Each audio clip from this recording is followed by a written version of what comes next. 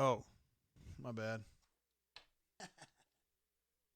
Hey now. What is up, peoples? It's your boy JG. A little bit of a slow start there on that one. But yeah, it happens sometimes. Looks like my camera's a little wobbly jaw here, as my granddad Tate would say. Put it in there, wobbly jaw. What's going on, folks? Oh, wait, Leif's not on here right now. I'm going to change that to nobody yet. There we go. Now we're cooking. All right, guys. Hello, Internet. Hello, fellow viewers. Mostly AuburnSports.com people, but others, maybe. Word, first of all, it is Saturday, May 30th. We're almost to June. Can't believe it.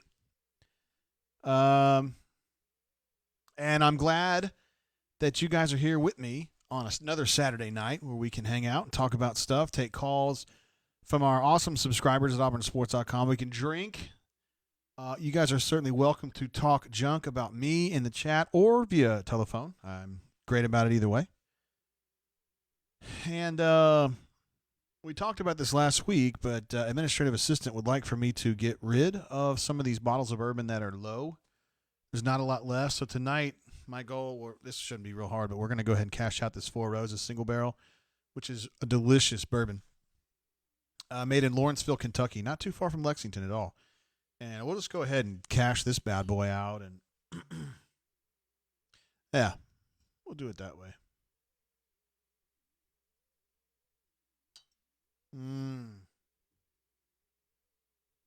So we'll start off with that. We did a rundown yesterday at Voodoo.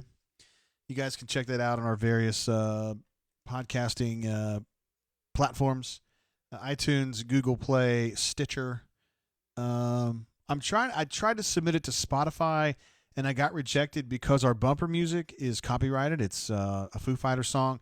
So at some point in the next couple months, I'll get a new bumper, and it will have royalty-free music. And at that point, we'll be able to get on Spotify. So that's the deal. Canoe Man says JGT wants us to talk about his junk. No, I don't. I really don't. But I'm glad you're here, sir. Again. Eve Storm 20 says he's got the same thing, the Four Roses. I think Eve Storm is going to get trashed tonight. He said his wife's out. So he says he's going to get Old Miss drunk tonight. We shall see. In case you guys are wondering, I know you guys were concerned about it. I did have an opportunity to get my hair done this week. Those of you without discerning tastes in male hair may not know that, but I went in there on Memorial Day, and we got it done. It was kind of odd because, we had to wear a mask, and she had to wear a mask and all that stuff, and they don't blow dry hair anymore, guys or girls. So, there you go. Ruxpin says, does chat work on Xbox YouTube app? I have not tried that. I have watched McCrady's show on a YouTube app, but I don't think it was on my Xbox. I think it was on my smart TV. So I can't answer that. Pocket Watch says it still looks pretty long. Yeah, I mean, I didn't really get it shortened too much. I just got the sides cut, and I got the roots colored. AU Storm 20 says I'll be calling in later instead of earlier. I'm usually an early caller, but not tonight because you're getting tore down tonight. I got you, bro. I'm not planning on getting tore down, but of course I'm here for the peoples. So I'm a man of the people. I'm going to be drinking. Of course, we're starting off tonight with the Four Roses, and I'm probably going to transition into. We got this Weller. I put a big dent in it last weekend, but I'd like to go ahead and finish it. So there's that, and also I picked up a bottle of the Old Forester Statesman from my local watering hole, the Tipping Point here in Hamptown, Alabama. The outstanding Commodore of that ship, Justin Owens, hooked me up with that. He didn't really hook me up. I mean, I bought it, but he's always great, man. He always comes up with some really cool stuff. He's out there fighting to try to get the best bourbon he can for the bar there. And, in these times where, they're trying to make some money too because they can't fill up their bar, and you know how it goes. The state of Alabama has allowed them to sell direct to customers like that, and he's been able to hook me up little bit here and there. Canoe Man says, you barely touched the Weller last weekend. Dude, I don't even remember the last 45 minutes of our show last week. And you guys are like, you didn't drink anything. Come on now. Even Jeffrey Lee said something on after the rundown. He was like, damn, JG, you really knocked those things out. You're drinking a lot on those shows. And I was like, yeah, I know, man. Ruxman says, can I chat on it, though? I know you can see it. I don't know what you're using right now, Rux, but whatever you're using right now is working, obviously. And I'm glad to see you here, brother. AU Taxman says he's sipping on Booker's tonight. Booker's is a delicious bourbon. Absolutely delicious. Good call on that. Raven says, I'm looking fresh. Thank you, sir. My threads are fresh and I'm looking deaf. Yo, what's up with JGT? Boom. Got him.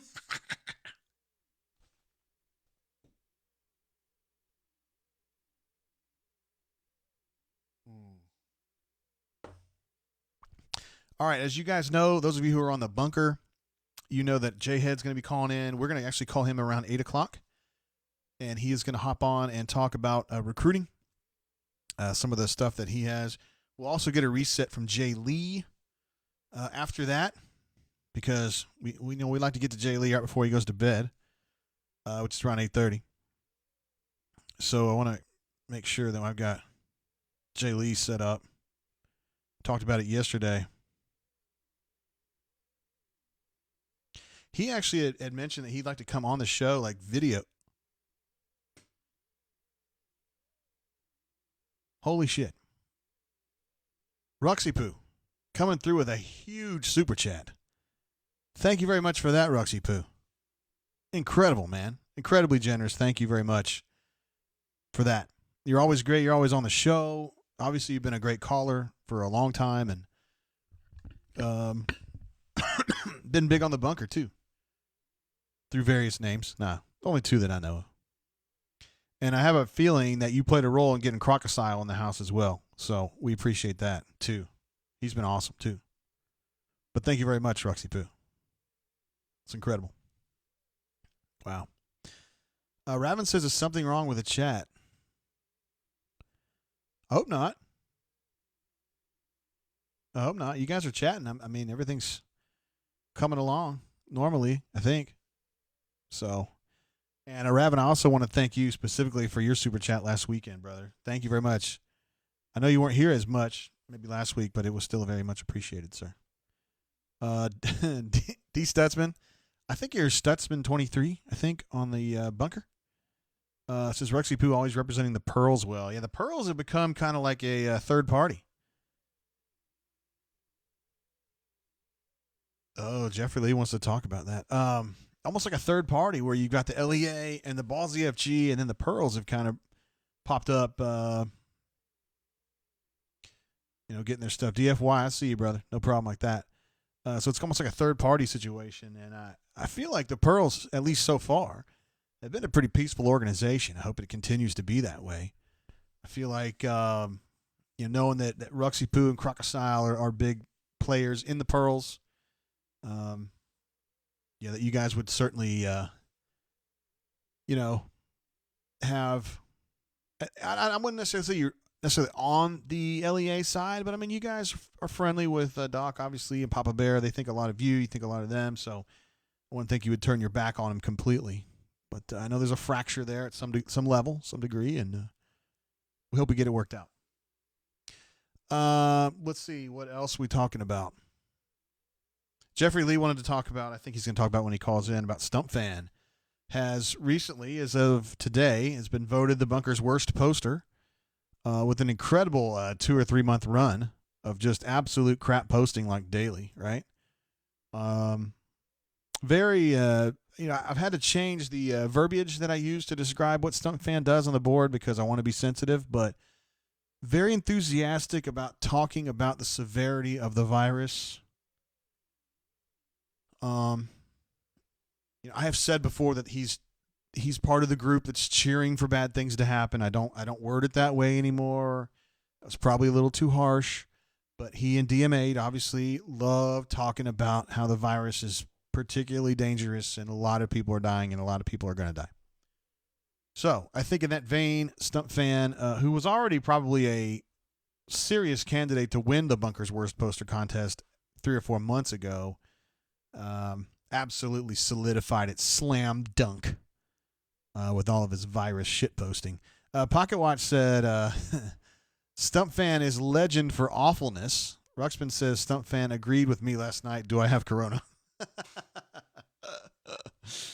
Oh, boy. When Ruxy Poo and Stump Fan are agreed on something, I would like to know what the issue was there, because that's going to be something a little bit unusual. Ravin says, maybe it's my phone, but chat isn't updating for me. We'll need to switch to another device. Now, I've never tried that on a phone now. I know some of you guys have like James Bond level phones with super duper processors on it. I mean, my iPhone 8, I don't even try that with that. So we'll just roll like that. Again, so I mentioned J-Head's going to be on the horn, and we'll have Jay Lee and whoever else is going to call in. It sounds like AU Storm's going to call in a little bit later in the night. I don't know how you guys would feel about an update from David the Wizard. I hope that he calls in, and we can see what's going on. Of course, then you want D-Lucky after that to kind of consolidate what we've heard from David the Wizard, and then we're kind of off and running, try to get Doc Dumpsta on later, and whoever else calls in. I think this would be a good week for Power Man to call in. He seems pretty invested in the demonstrations that are occurring in various cities across America these last few days. Canoe Man is of the opinion that the chat issue is a function of the YouTube app needing to be updated, that they need to have a fix. I would trust you on that. If Canoe Man says it, by God, it must be real. I also want to mention a couple other things, housekeeping items. First of all, there's been a lot of talk in the last day or so that Tubbs is my coach has passed away. Essentially, we know that a member of the Auburn family named Matt did pass away, and a lot of people believe that Matt is Tubbs is my coach, and that's a very sad thing, because Tubbs is my coach is one of our best posters. He's somebody who's been around the site a long time.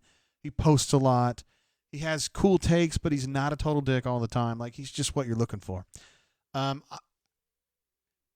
can't really say a lot about it, but I can say that the name on the account is not Matt. So I can't confirm for you one way or another if that guy is that poster. I don't know. I wish that I could, but I can't. Bottom line is that, he hasn't been on the bunker since Wednesday, and unfortunately, the time frame shuffles itself to make it look like this might be him.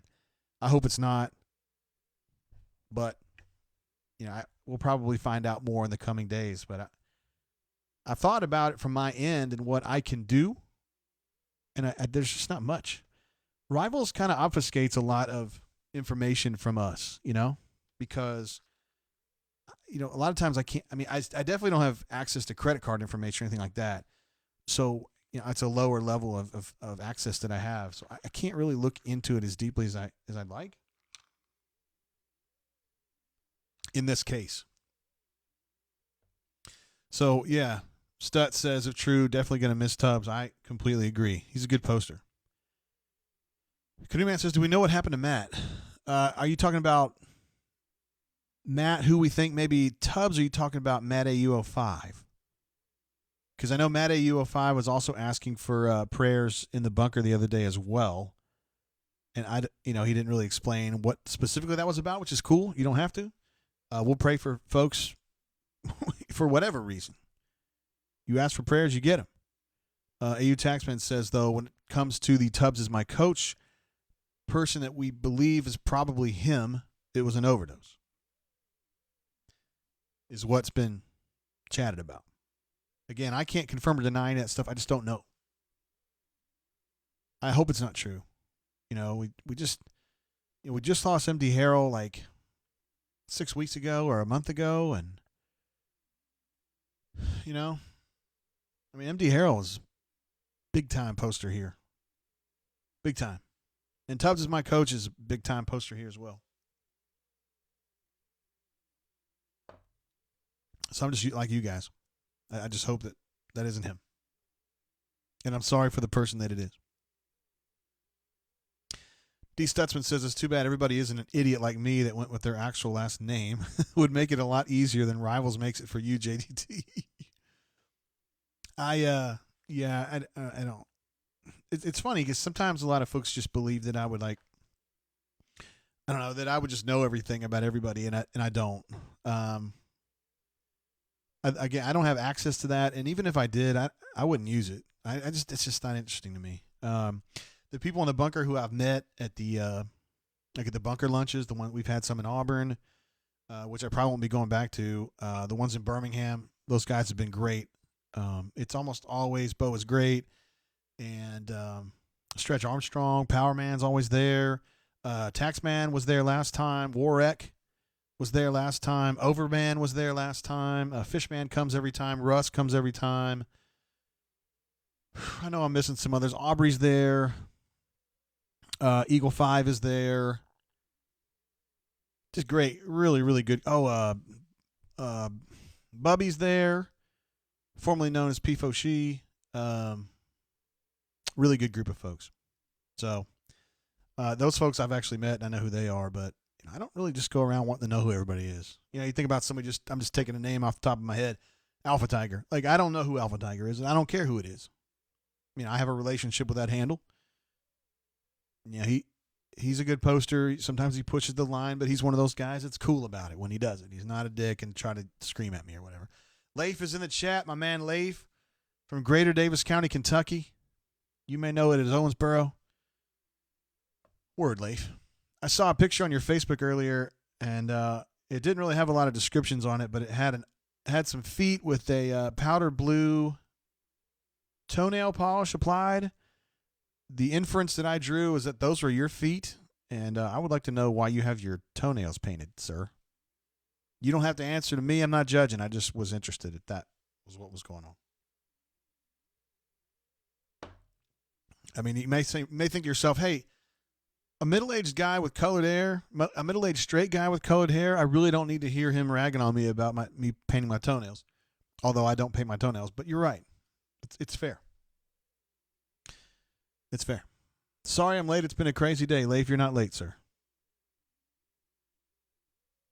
Another thing I wanted to mention, this is just a little pet project of mine, but among movies that are not great, but that I really enjoy, we have a big anniversary coming up. This week coming up, 30 years ago, Dick Tracy, the actual film starring Warren Beatty. Madonna was in that. Al Pacino was in that. There were some other folks in that whose names are escaping me now. It's truly one of my favorite films ever. I love the visuals. I love the colors. I think it's a cool, Dick Tracy's a cool character. Madonna's character is pretty cool, even though I think she's an absolute crap actress. She's pretty good in that film. And it was in 1990 when it came out. I was 17 or 18. And it was supposed to be kind of I wouldn't say a kid's film, but it had kind of it definitely wasn't racy. But then Madonna starts talking about her black underwear at one point, and I was like, well, damn, this is taking a turn. And I always thought Madonna was really hot. I mean, at that time. I don't really think about it now, but. So I like Dick Tracy. I'm going to be watching it. It's on HBO Max, which I have access to. Let me go ahead and cash this bitch out. I have access to the new HBO Max streaming through my cable provider. Yes, I still use cable for some reason. That's a wrap. Say goodbye to the Four Roses Single Barrel. You did us well. You've been around for 4 shows, and you'll be missed. As soon as you go down my throat, bro. Let's see. Leif says, because I popped my cherry in my first pedicure, and they don't charge me anymore to paint them. Oh, man. Let's see. Can we have an Atlanta bunker dinner? Ruxpin asks. Canoe Man says, depends on where in Atlanta. And then Canoe Man says, not at the CNN Center. Man, that was getting hairy last night. Old boy was like, shit. He said shit on the air, and it was like, ooh, easy there, buddy. It's just a firecracker. It's going to be okay. Let's see. A Taxman says my kids are addicted to the Jetsons and the original Scooby-Doo on HBO Max. Oh. I didn't realize that the original Scooby-Doo was on there. I watched a lot of Scooby-Doo back in the day, dude. I had a thing for Daphne. She's pretty hot, though. I mean, if you think about it. Yeah. I mean, it was, yeah. Daphne. I mean, you got the Daphne-Velma thing, right? I mean, Velma's not hot, but she has kind of a real-world pragmatism about her that some people could find attractive. I mean, but Daphne's definitely the pick, I think. Although I don't think that Fred was ever going to close on Daphne because he wears an ascot. And if you're wearing an ascot, I think it's going to hurt your chances irreparably. One man's opinion. Georgia Rebels in the house. Sir, how you doing? Appreciate you tuning into the show. Sounds like, Canoe Man, are you drinking the Weller tonight? That's awesome. I do love me some Weller. Canoe Man agrees, though, that Four Roses single barrel is marvelous. I've also got, downstairs, I've still got the next step up of the Four Roses. I can't remember which one it is. Is it Single Barrel Select? I think it is. I snagged that in Kentucky, and I haven't seen it since. EU Taxman says Velma's got a rockin' bod. I don't think she does. Although I have seen some cosplay pictures of chicks doing Velma who look a lot better than Velma. So there you go. Ruxman says LMAO Scooby-Doo Stories by JG. We talk about anything here, yo. Georgia Robo says I can't see what I type, SMH. I guess you're having trouble with the app working. My question, though, for you, Georgia Rebel, is do you have the same kind of problem when you're watching the Oxford Exxon podcast? Do they have the same issue? Because I think this is an app issue. Because here I'm on the, I guess I'm on the desktop. I'm on the site of YouTube, and so the chat's updating for me, and I see everything you guys are posting. So that's really cool. Yeah. So Dick Tracy, I'm gonna be watching that probably tomorrow. I watched it maybe a year ago, and I was like, I hadn't seen it for a while, and I thought, man, this movie's kick ass. And so it just kind of came time to watch it again since it's the anniversary here. And I also remember when I was at my parents were like Disney fiends when I was a kid. It's kind of before Disney fiends were a thing, but I'll come back to that. Hey, caller, welcome to the show. How you doing? What's up, Jay? Word, who I got on the horn? This is Figgy Poo. Hey, what up, man? I haven't seen you in a minute. I mean, it's been a while, hasn't it? Yeah, you haven't called in maybe, a couple months, maybe? Yeah, no, this is a sort of a bad time for me, to be honest. I mean, there's generally stuff going on at the house and whatever, and so I was standing around the grill, smoking some chicken wings and chicken thighs, and I figured, you know what, I'll give you a call. Damn, whoa, how you buddy. been? I know you're, upper class and everything, but damn, bro, you got to shove it in my face like that? Damn. I mean, yeah, I know. I'm really sorry. Yeah, chicken wings, yard bird, the whole deal. Yeah, what's going on, bro? Oh, just trying to live a normal life. In the world of complaints, I don't have too many complaints, so that's good. How's business for you? How's the bunker? The bunker, traffic-wise, has been awesome, believe it or not. We've definitely lost some subscribers along the way, but, I expected that, and we don't have the amount of good content that we normally do because there's just not much going on, but I'm very hopeful that's going to be changing soon. Yeah, no, I hope so as well. We need to get it back, and but I actually think y'all have done a really good job trying to thread a needle that is impossible to thread in this whole deal with everybody talking about whatever they're going to talk about. So y'all have done a really good job with that. Well, I thank you saying that, man, because you're a fair critic of me. Like, you're the kind of critic that I listen to because you'll say nice things when you think I deserve it, and you'll shit on me when you think I deserve it, and I like that about you. Jay, I never shit on you. You do too, but sometimes I deserve it. I do. Okay. No, but I think y'all have done a really good job with it. I mean, and hey, and I'll go ahead and apologize for stirring the pot every now and again. Okay. I'm getting used to what you're doing.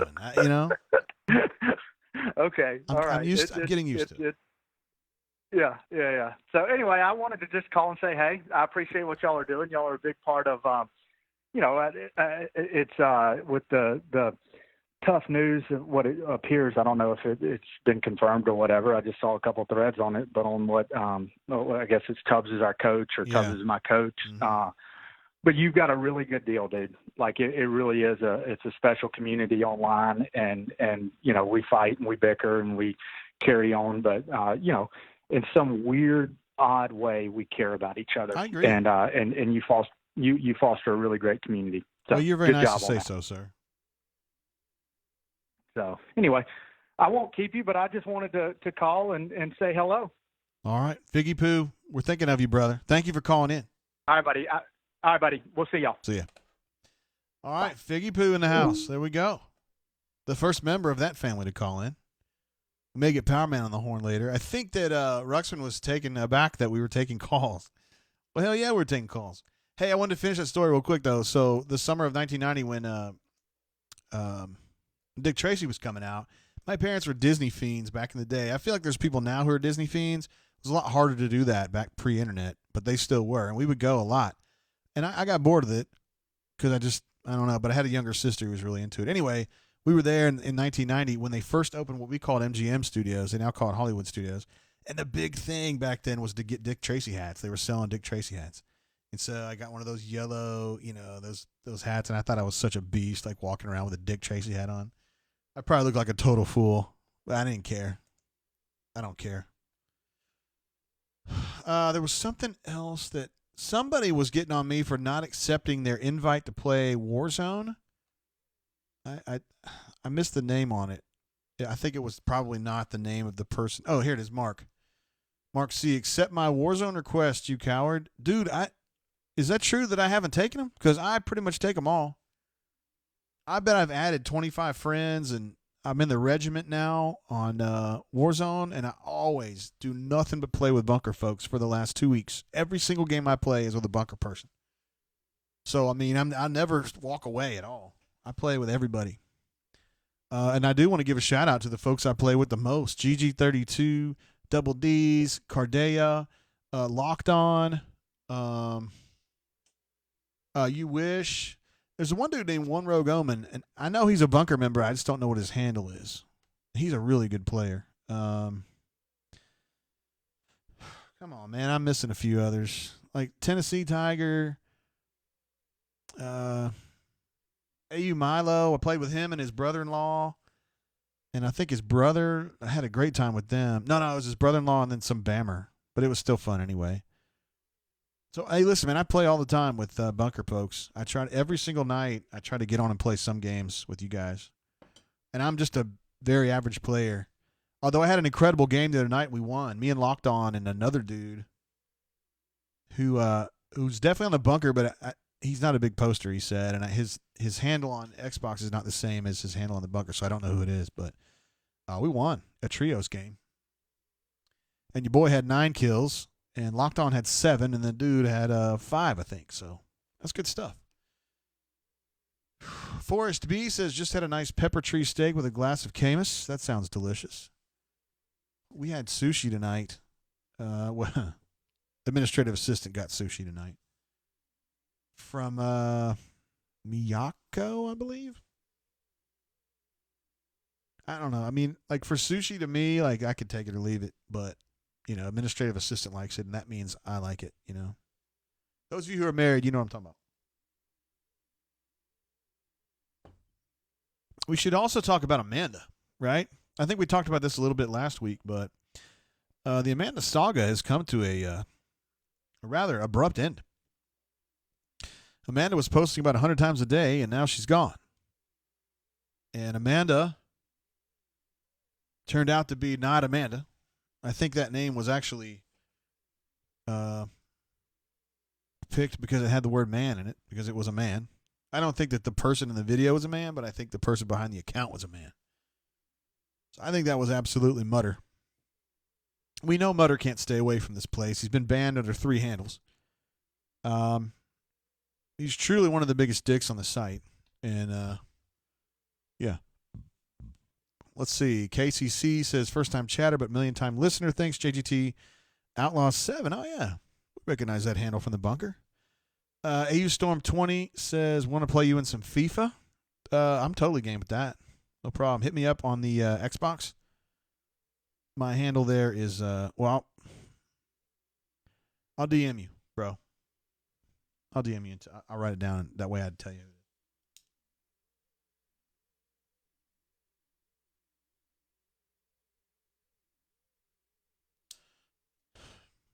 Word. Amanda. See, Ruxy, I did not. I was skeptical of Amanda pretty much after the first night. The first night when she called in, I kind of have to take it on face value because that's just what my role is. I think you guys were all really skeptical, but as it went on, the behavior reminded me more and more of Mutter. And, yeah. Ruxy Poo says he's calling. Let me see if I can get this Skype window up. Okay, I got it now. A lot of times I just miss this stuff. Been aiming to get that new iMac so I have more real estate on my screen, and I just haven't done it yet, but I'm going to. Patman says, was Fig any good? Did he embarrass me? No, he didn't embarrass you. He was good. He just didn't really say much. He was just kind of checking in, had some nice things to say about the site, and then just kind of bounced. I think he's cooking dinner, by the way. Hey, caller, how you doing? Welcome to the show. I'm doing pretty good. How you doing, JT? What up, Roxy? How you been, bro? I've been good, man. I got out to play a little golf today, so it's been a good day. Hey, there's been some rumors going around about, and I don't want to get into your story, you know who you are and stuff. I want you to retain your anonymity, but some people were kind of suggesting that you're kind of a high roller in real life. Is that true? Is that the Balls FG coming for the pearls right now? I don't like that. I am not a high roller in real life. I am a modest American trying to make his way through this crazy world we're in. Yeah, it is pretty crazy. So I'm kind of offended. You don't make $1 million a year or whatever? JG, if I make $1 million in my lifetime, just chalk that up. BS. I know you live up in Atlanta somewhere. You got to be making something. I live in Atlanta. I don't do terrible, but I'm not one of these. I'm not Fig Jam or Power Man or freaking knotted shorts over here flexing their balls over those bunker. Yeah. I think some people get turned off when I talk about this too much, but I do have some questions about the pearls and kind of where they fit into the LEA and the Balls EFG, spectrum. Where do you guys kind of stand on that? So the pearls, first of all, the pearls are me, Alpha Tiger, AUGNC engineer, Crocodile, Canoe Man, Stutzman, and Papa Bear is one of our honorary members. Mm-hmm. But we're trying to keep the peace. Like we are trying to keep the bunker what it is. We're doing this for you, Jay. Okay. We're doing this for you. So the pearls just want to keep it. They're pushing to keep the status quo. Is that what you're telling me? Yeah, so you got me on the ship poster. You got Alpha and AUGNC. They're funny guys, and then you got Croc, Canoe, and Stutzman. They're sports guys. So, we try to hit it off. But you like Papa Bear, obviously, and you like Doc Dumpster, right? Oh my God! First of all, Doc Dumpster, my coach, my hero, my muse, and Papa Bear. Me and him are keeping an eye over Atlanta tonight. Okay. I know you were talking about, the riots and everything, but me and Papa Bear, we have this down. Like, we'll be okay with me and Papa Bear looking out. And I also mentioned Amanda earlier, and just your thoughts on Amanda in general. Yeah, so, she was creepy, or whatever that was creepy at first, but, you said it was this Mutter guy. I don't even think I was back on the bunker with this Mutter guy. So whatever that handle was, DM'd me, and it was really weird. And I don't know. I just think the whole scenario is weird. Like, why would you try to catfish, your family on the bunk? I'm not a big fan of that. But Jay, I also wanted to say a big shout out to Tubbs as my coach. I know we're kind of in the like in the midst of whether he's here still or not. And I just want to say he's a good poster. Like, we definitely got into it a couple times, but he was always a good poster, bringing good shit to the board. So, shout out to him. Yeah, for sure. I hope that's not true. I hope that the guy we've been talking about is not Tubbs is my coach, but you kind of have to prepare for the worst. I really do too. Yeah. And then I'm excited you and Jay Head are talking tonight. I had a question for him, so I hope he answers it. But Jay, I'm gonna let you get off the horn with me because I love you. I love Jay Lee. I love B Matt, Nate King doing this thing. Let's get this shit back together, America. All right. There he is. Ruxy Poo. I know you're not on the horn anymore, but Ruxy Poo, I want to thank you again for your very generous super chat. We got another one came through from Stu Pup, who's always here, always super chatting us. Forgot to put some cash in the tip jar, he says. Love the drain, and I look forward to this every Saturday. Helps me be sane through all this mess. Thank you, Stu Pup. You're one of our Hall of Fame posters, as denoted in the top super chatters crawl. You and Ruxy Poo, both. So we thank you very much for you are always here. I would say you're probably our most consistent super chatter in history. So we thank you very much for that, sir. Canoe Man, as Ruxy Poo was kind of going through the pearls and what role each person had, Canoe Man did want to make sure that everybody knew he was the sports guy, along with Stutz. So there you go. Let's see. There was something here I wanted to check in. Rich 420 says Amanda had to be Mutter. That's what I thought. Anyone that lies about cancer is a POS. Hard to argue that one, brother. I just kind of put that out of my mind, the fact that that's what went down. Because, I would get so pissed about that, and there's nothing I can do about it, and so that anger would go nowhere, and all it would do is mess me up. So I just put Amanda down and block that. I just completely blocked that person. They can't send DMs. They can't post on the board, and that's it. I'm just going to leave it right there. So, yeah, I just that stuff was about to really start pissing me off, and we just let it go. And Amanda Mutter was actually trying to lie to me about. I told Mutter, I was like, if you want to get ready, if you want to get back on the site and be a normal person, you need to get right with Jay Lee, because he had gotten into it with Jay Lee. And then he came to me like 2 days later and says, well, I got straight with Jay Lee, so let me back on the site. And so, of course, the first thing I do is text Jay Lee, and he's like, no, I'm not right with him. What are you talking about? Do you really think I wouldn't check with Jay Lee? Come on, man. What the hell? Ryan D says he's back after a few weeks. Love me some brain drain. Glad to have you back, Ryan D. Appreciate you being part of the chat. Melee says, can't wait till we get back to the illusion of certainty. It sounds like a profound statement, but it's actually really, really, really insightful. And yes, I agree.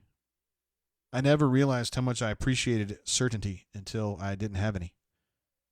I think a lot of us are in that boat. So there you go. Ed D, go ahead. I think you asked me a question earlier. I'd be happy to answer it again. I think it was about will Seth Williams be used as an inside receiver for Chad Morris? I think you were going to ask me that. You refresh me. Pocket Watch asked a great question. So I was explaining that I was going to get a new computer to get more real estate. I have another need too, which is when I do the G-Pitch show, Canoe Man, I take it back. Pocket Watch, I don't think I have enough processing power on this laptop to do 3 video streams. Well, 2, mine and then Neil and Gabe. And my CPU is at like 80% just on that. And when I do the show, I mean, my fans are running, it sounds like a 747. Like on this show right here, it's just me and the stream. My computer's got it, no problem. But when I start adding Skype callers or video calls, man, my CPU gets pissed. And I think that I need something that has a little more computing power. So that's another reason. And I don't really need another laptop. I can get more computing power with an iMac than I can a Power Mac or a MacBook Pro. Sorry. So that's kind of what I was thinking on that. This is a 2000. Let me see. I think this is a 17 MacBook Pro. Yeah, this is 17. It's a quad-core i7 at 2.8. And, I was planning on getting an iMac that has 6-core i7 at 3.2 or something like that. I was just thinking it would give me a little more oomph. Canoe Man says, look into a cooling pad, JGT. Yeah, we'll see. I wouldn't mind talking to you about it, honestly, off the air. But Pocket Watch says, get an iMac with a second monitor. You want a second monitor at least. I mean, I'm totally open to it. Here's the thing, man. I've been using Macs since I was a kid. When I was in San Diego, I was part of this thing, and I know you guys are going to lamp me, but I'm just being honest with you. So I was part of the Gifted and Talented Education Program. They call it the GATE program. This is like 81, 82, 83. And Apple sent the GATE program computers. This is when they had the Apple II and the Apple II Plus. And I would actually, part of my schoolwork was like to make programs, which is what we called them at the time, on Apples. And so I was coding up programs that were very archaic, right? Like just basically questions and answers. Dude, I was 8. So I've been working on Apples since then, and I've never had anything but Apple equipment. My dad was even into Apple in the 80s when nobody else was using it, in the late 80s and the 90s. So and you'd think that JG would know a lot more about this, but I don't. I've never had a second monitor. I don't even know how to use it. I don't understand how your mouse would go from one monitor to the other. This is just out of my range. So hopefully we'll get that figured out. Pocket Watch says the GATE program. No, it's Gifted and Talented Education, GATE, GATE program at Tierra Santa Elementary School in Tierra Santa, California. Canoe Man says, I cannot stand to use anything other than a Mac. That is me for sure, brother. I can't even imagine. My wife, administrative assistant uses one for her job, and she has one where she can touch her screen. It's actually pretty rad, but I still wouldn't use it. Ryan D coming through after a short absence, but he comes through with a super chat saying, coming from New Smyrna Beach, Florida. Keep doing you, JGT. Appreciate you, Ryan D. Thank you very much for the super chat and for just being part of the show. Chatting it up, bro. StewPup74 says, Oregon Trail, baby. Mm-hmm. Leif says, Apple IIs were the shit with them big-ass floppy disks. Yeah, that was pretty rad. So when I went home, I didn't somebody tried to call on the damn Skype and I missed it. Damn it. Yeah, here, I'll pick it back up. My bad. Hey, caller, how you doing? Welcome to the show. What's up, Jay? It's Power Man. Power Man. What up, bro? I was just making sure. I need to set the record straight and make sure that Ruxy knew that not to put me in the category of fig and shorts. That's just not fair. As being rich and affluent? And not true. Yeah, correct. I tend to disagree with that. But you can do whatever you want to do on the internet, bro. Hey, did you watch the rocket launch today? I did, yeah. That was pretty exciting. That was pretty fantastic. I watched it with the kids, and it was the first time that they have seen and I remember growing up watching the Challenger. Well, I do remember the Challenger, but watching the shuttles take off. So it was kind of interesting to watch them and kind of see their nervous energy as they didn't know what was going to happen, and see this thing going up into space. But it was really cool. But I don't know if launching it or catching a rocket on a floating drone boat is harder. What do you think? Oh, yeah, my wife and I couldn't exactly believe they were going to actually do that because they were like, it's re-entry for the booster. We were like, what? And it landed on a drone boat, right? Like a floating platform, right? Yeah, yeah. That's just beyond anything I've ever thought of, man. So they did 18. I went and started reading about it. They did 18 successful launches and catches last year. So it's not something they're like pretty good at it. Yeah, they were explaining that they had been doing cargo to the International Space Station. They had gotten kind of used to how this works. They didn't have it wasn't manned, but it was still the same concept, Right. Yeah. Right. Yeah. But it was exciting. It was a good time. Hell yeah, that was fun, man. Have you been watching the NASCAR stuff? No, I haven't been watching as much NASCAR, and I'm pissed at myself for not having done it because I pledged that I was going to do it, but I haven't watched a lot of it. Yep. I actually have. So it's been nice. It's been a good respite. The sport doesn't need fans. Like, it was fun when Dale Jr. was winning Talladega and winning Daytona with all the fans, but it really doesn't need fans, which is pretty nice. It is nice. But so anyway, hey, I know. at Also, least it's competition. You're usually tuned into social issues. Your thoughts on these widespread, I don't know what we call them, demonstrations. It's terrible. Yeah. It's awful. It's terrible. It's a bad look for our whole country. Just the whole thing. It is. It's terrible, and it's. I can't help but think having people penned up in their house for 2.5 months doesn't have something to do with this. I agree. I mean, that's not what we're conditioned for. And then these people on CNN were like, wow, it's crazy that we're doing this during a pandemic and everybody's wearing a mask. I was like, don't you think the mask kind of plays into it too? Like, the mask is such a terrible idea because for the social connotations of what it does. Right. Like, I get it. I get it that we want to protect people and whatnot, but like the idea of wearing a mask in a free society is just not what we want. It is not. Yeah, it's you might call it a muzzle too. I went to the grocery store today, and I would say there was a lot of people not wearing masks in there today. I was surprised. I thought more people would. I went to the grocery store and I put my mask on because just out of respect for the workers there. I'm not worried about it. I'm going to the gym and doing all that kind of stuff. But when I go to a grocery store and if all the workers have one on, I'm gonna put one on out of respect. Word. Your brother did call you a turd on the air, which surprised me. I thought he always liked you, but yeah, I don't know. He called me worse today on the phone, so you know. He didn't call you a turd. I'm just kidding, brother. Have you paid much attention to this? The LEA and the Ball ZFG and now the Pearls kind of coming up. Seems like it's getting a little cliquey out there, Power Man. No, I don't pay the LEA and all that. That drove me crazy. That's not one that I get into. I don't get into Dave the Wizard. I don't get into any of his stuff either. And I've told Doc that he will tell you that the LEA was created for me and Zig, but it's not one of I don't get involved with it. But also Dave the Wizard, he's one that's I don't know. I'm concerned for him. He Really? says it's a joke. I'm not sure that it is. You're concerned for him? Yeah, I don't think what the videos he's putting out at 1:00 in the morning and that type thing are demonstrating a healthy circumstance. Okay. Well, I don't know how to take. I think it's Glory Days. I think it's Glory Days or Davidson Tiger. I can't remember which one it is. He and I have kind of expressed the same thing. Okay, it's probably Glory Days. Yeah.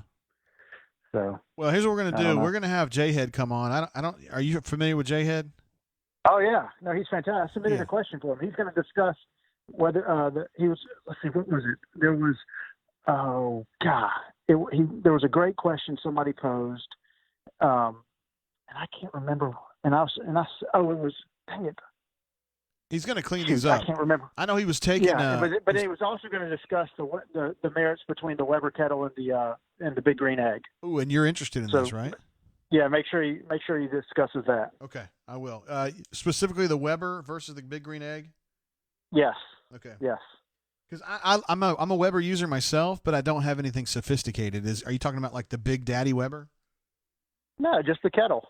Just the original Weber kettle. Oh, okay. Like the charcoal one? Which is like the charcoal kettle grill. Shit. Okay. I'll do that. Ruxpin also was in the chat saying he'd like to say that Power Man is a cool dude. So Ruxpin's got your back, bro.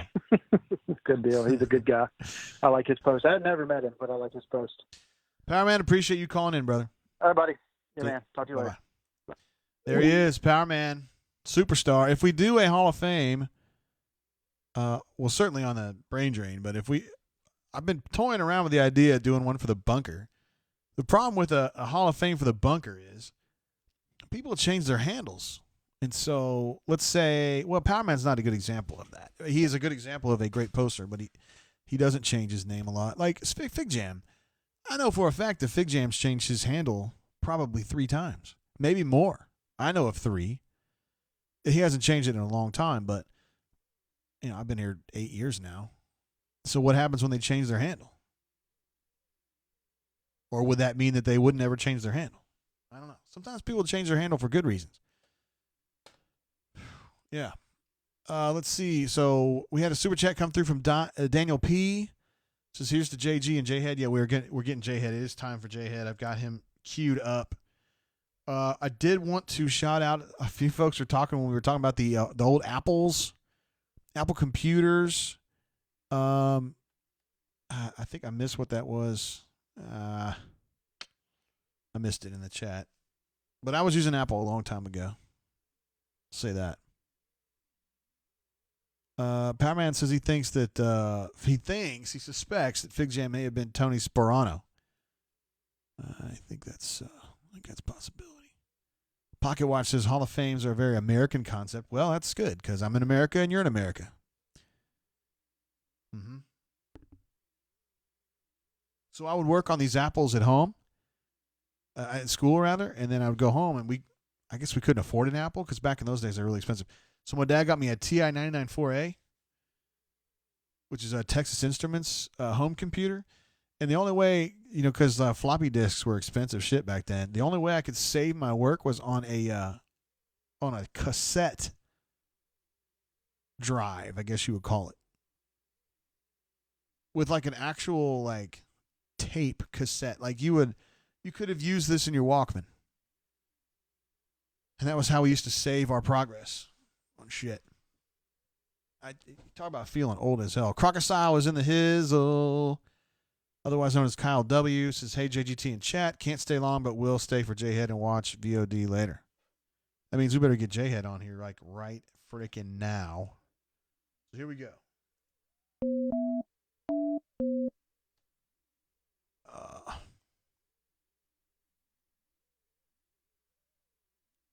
Let's get J-Head on the horn right freaking now for you, Crocodile. J-Head. From South Alabama. Lower Alabama. Hello. Is this J-Head?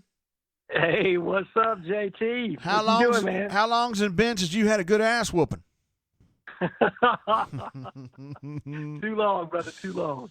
All right, so J-Head, How you have guys been doing tonight? Well, we're doing great. We're doing a little drinking, but we're not lit yet. I can't speak for everybody. I think AU Storm 20 might be a little bit lit, but everybody else is just kind of getting started, J-Head. But I hear you. I've only had a couple beers myself, so we've had so many people saying, when's J-Head coming on? I mean, Crocodile jumped on the show just to hear you. So there you go. Well, to say the least, I'm flattered with some of the responses I got back in the bunker. To be honest, when I started the thread, I expected about 2 people to reply and say, hey, man, you're a loser. We don't really care what you say, but the response was fantastic. And, I don't know if you had the questions up. I actually kind of wrote them down myself to kind of go through them. Don't think, obviously we want to keep this as short as we can because you got other people that want to get in, but I'd love to answer as many as you got time for. Well, hell yeah, let's do it, man. I mean, you would kind of start a thread asking people, hey, do you have some questions for me? I'd be glad to answer them on the show. Are there some that kind of stuck out to you and you'd like to just kind of answer right here? Sure. Let's see. I guess the first one up is, who does Bruce give the last spot to? Unfortunately, I don't have a great answer for that. That's kind of TBD right now. Well, who asked the question? Right. I want to be honest with you. I didn't write down who was asking the question. I should have done that, Jay. I understand. No problem. I've got some of them memorized because the question stuck out, but this one I didn't have it written down. Sure, no problem. Go ahead. The answer is TBD. What we're doing right now is, and I think Jay Lee answered this really well in the rundown the other day, but we're just kind of evaluating as things come. The transfer market turns really, really quick. The portal turns very quick. There are going to be guys that are taking their names out of the NBA draft that are going to be eligible to transfer immediately and be impact players immediately. They're going to be grad transfers. Watch for 1 or 2 names. I'm not going to give any names right now because what I don't want to do is burn somebody who's given me information, because you are assuredly not going to get anything from them again. But I would say there are a handful of guys that are probably that you need to watch. I don't see us making much of a charge or much of a difference for is the kid from the transfer from St. John's. I don't necessarily see that going our way right now. I don't either. We're interested. And then obviously Booth Gotch from Utah, I think we're interested, but the major issue with him is the waiver. And unless he's playing a little bit closer to Minnesota, I just don't see it getting approved. However, with everything being the way that it is with COVID-19, I think they're going to be a little bit looser with the waivers this year. So we'll see if we pursue that a little bit more vigorously than we have to this point. Word. I don't think Figueroa is really in play. I mean, they may have talked to him, but I don't think he's coming here. I don't think so either, Jay. And to be honest, I don't even really think he fits. I mean, he's a scorer, don't get me wrong, he's a shooter, but I think we need a tertiary ball handler or a secondary ball handler unless Turbo's really, really ready to move into that role, and I don't know that he is. Yeah, I don't either. I think once Bruce gets him back on campus, maybe gets to see him in a workout or two, what they've been doing in the off season, then maybe he can make that determination. But as of right now, it's too unknown. By the way, that was AU GNC engineer who asked you that question. Perfect. All right, right. thanks, Jay. Next one, S-Town enthusiast. What is my opinion on the Third Amendment? Yes. As a member of the United States military, I have very strong feelings on the Third Amendment too, and I don't want to be quartered in anybody's house that does not want me there. So that's my answer. S-Town enthusiast. There's been some. So Andrew Nemhard, who's from Florida, he said that he's not going back to Florida. He's looking to pursue a transfer. But does he make sense at Auburn? He makes sense, but the problem with him again is going to be the waiver. I think he only played through his sophomore year, but he's absolutely what we're looking for because you got somebody that you can play off the ball with Cooper, and then they can swap kind of in and out because Coop's a good enough player off the ball in addition to having the ball in his hand. Obviously, you want the ball in his hand as much as possible just because of his court vision and his ability to set other players up. But he has the ability to play off the ball and score as well. So those two guys would be interchangeable on the court. And to be honest, Pearl's best teams have probably played with two guys that are capable of being the point at the same time in the game. You know what I mean? Similar to what we had last year, obviously with Javon and, Samir. You know what I mean? Those are, I guess, when they have the ability to both drive and attack the basket and open it up for other players and not get caught up in traps and other issues, those have typically been Bruce's best teams at Tennessee and at Auburn. Yeah, for sure. I mean, I think he wants that. He wants more than one ball handler. That's why he went and got Turbo. But exactly, I don't know if Turbo can do it. Well, I'm with you. I think that I'm going to be honest with you. I think Turbo's better than he showed last year. I mean, I think a lot of freshmen, it's a shock to them when they get to the college level.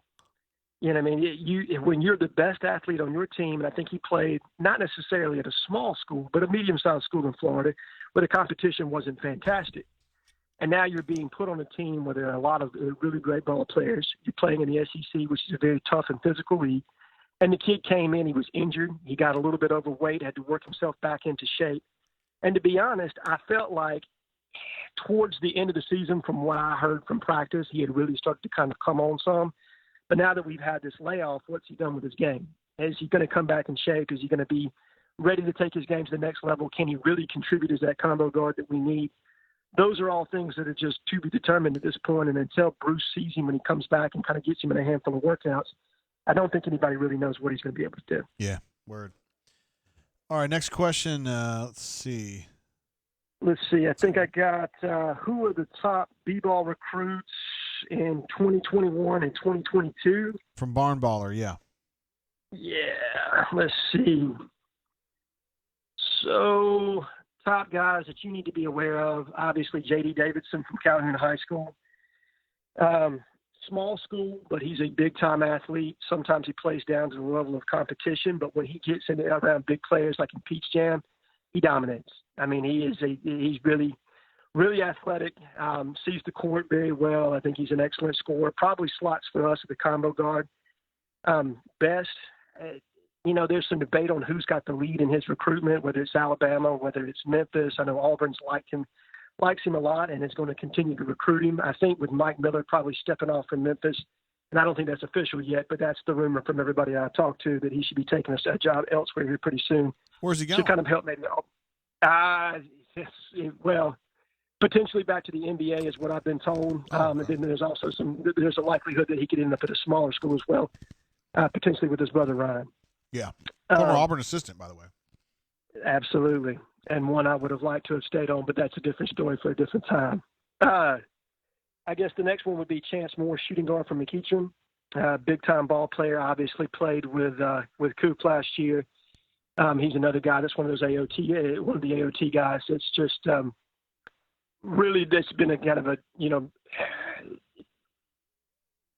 Bruce made the smartest move he ever made by starting to recruit stretch, okay, because that's just really kind of opened that up for us, establishing that trust with Omar Cooper and his group, and everything that has yielded since then. Obviously, with the Coro this year, with what we're with Devin, and now you're going to get Cooper, and then the center that we're bringing in this year. It's just basically gifted us a wealth of talent. But he's another one of those guys. Trey Patterson, a wing from New Jersey. And then Jabari Smith, a big power forward / center from South Georgia. That's the guy to watch. In my opinion, I think that's the one we're going to focus on right now because we're on limited scholarships. Moving into next year, I mean, I think Jay Lee's covered this a couple of different times, but we're really looking at only one open spot next year. Now, with attrition, we may get 2 or 3, but more than likely, you're probably just looking at one as of right now, and I think Jabari Smith is the number 1 guy on the board. Interesting. In 2022, you've got Barry Dunning out of Mobile and McGill Tulin, a kid that I'm very familiar with. Excellent athlete, can really shoot it. I think he went up to Bruce's elite camp a couple of years ago or a year ago and just really dominated. But he's one to watch. And then B.J. Edwards out of Knoxville, a combo guard, 6'3", very athletic, has the ability to play on and off the ball. It's really early on these 2022 guys, but those are 2 that kind of stuck out to me from the film that I've been able to watch from them and kind of what I've been able to hear. McGill Tulin, down toward you, right? That's right, brother. Yes, sir. And won't be far away from where your daughter will be going to school, should everything still. Oh, that's true. That's right. Just send her over there to do some scouting. I'm telling you, you got to put a camera in her hand, Jay. It looks like somebody asked you what intel you can give folks about the latest creek donkey that the Wizards slayed. I don't think you have any intel on that one. Huh?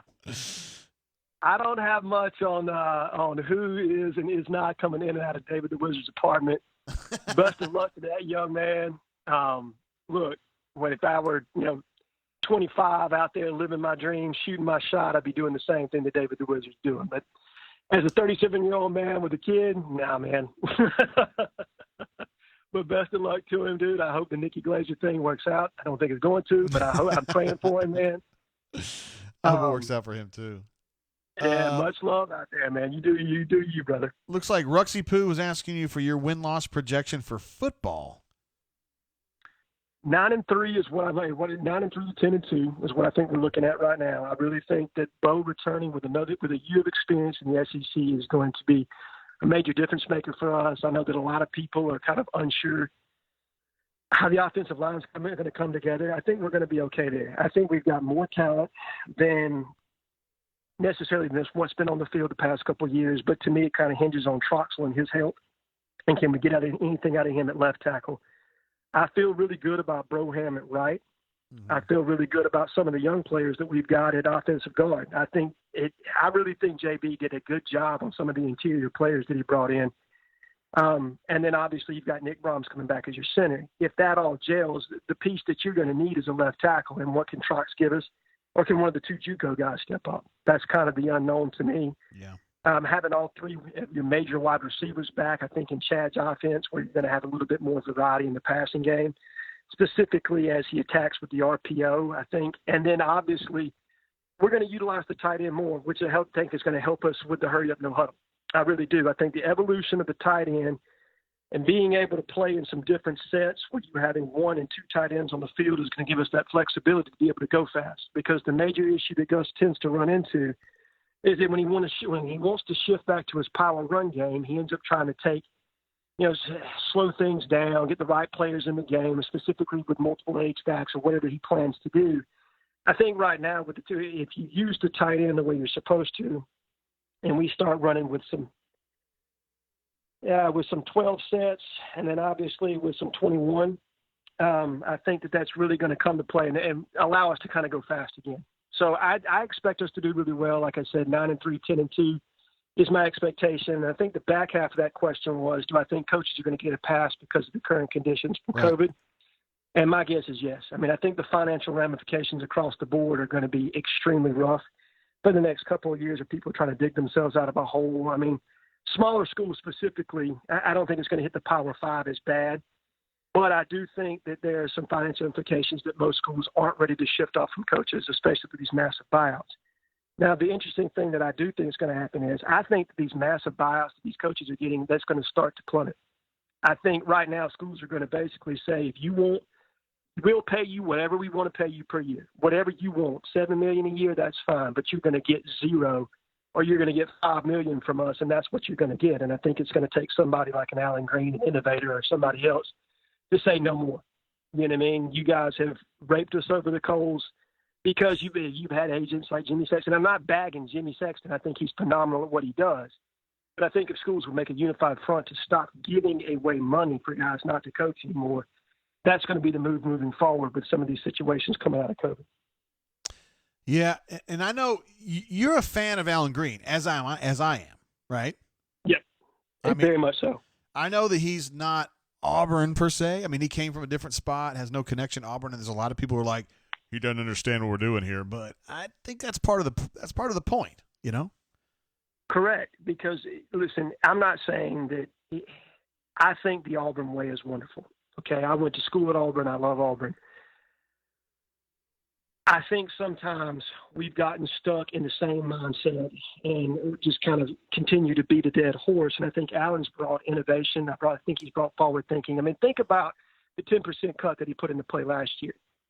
Now that everything has played out the way that it has, now I don't think the 10% is going to make a major difference. But that's extra padding that we have that we didn't have, the flexibility that we didn't have before. Beyond that, he's done some other innovative things behind the scenes. I'm a huge fan. I think he's very progressive, very forward-thinking. I do wish that he would be a little bit more in the forefront, not necessarily in the way that Jay was, but just a little bit more take charge. I think sometimes when there's speculation about Gus's job or other things that might be detrimental to the program, I think he's a little timid in response in the public. Behind the scenes, Agreed. I think he's very aggressive in what he's doing. He doesn't like to be quoted. It's interesting. I would agree with that. I don't think he likes to get pigeonholed or boxed in. And he feels like, I think if he gets quoted, that's, you know, I mean, it's going to be kind of an albatross that gets hung around his neck. Yeah, he does look at it that way. Listen, man, he's really cool, though. I like him a lot. No, very much so. Very much so. Let's see. Next question. Expectations for Jay Will this season on the court? At minimum, to give what D'Angelo gave last year. At maximum, maybe to be kind of what Schumer was. I mean, I think the expectation is for them to go out and hit somewhere in between 10 to 14 points a game and be bringing in about 7 boards and be able to really run that four-guard offense that Bruce likes to run to provide us some flexibility behind the arc. We do best when we have basically 4 guys that can, all, you know, I mean, more or less that can function as positionless players. And then we revolve that and run those flex cuts off somebody that's coming in. It's going to be a center that's going to set those screens to free guys up. So I really think that they're looking anywhere from 10 to 14 points a game, somewhere around 7 or 8 boards, if at all possible, and for him to really kind of take a step forward. Because if he doesn't, I assure you they're going to put JT Fuller in the game, as well as the young man from Arkansas, because we can't afford not to get production from our foreman. Yeah. I agree with you that Jalen's got some special ability, man, because he's a big dude who can also stroke it. So. Well, he can stroke it and his court vision at the same time. I mean, he sees the floor about as well as anybody on our team, to be completely honest, outside of what I think Sharif Cooper's going to bring to the table. He really does. I mean, he is the kind of player that Bruce really likes to have at that 4 position. When you think, obviously, oh, God, I just drew a blank, Jay. I'm sorry. Our 4-man from 2 years ago, the one that banged his knee up. Anthony McLemore. No, not McLemore, but the kid that's in the pros now. Chuma? Yeah. I'm sorry, man. When you think the ideal 4, Chuma is the ideal 4. I don't think Jay is.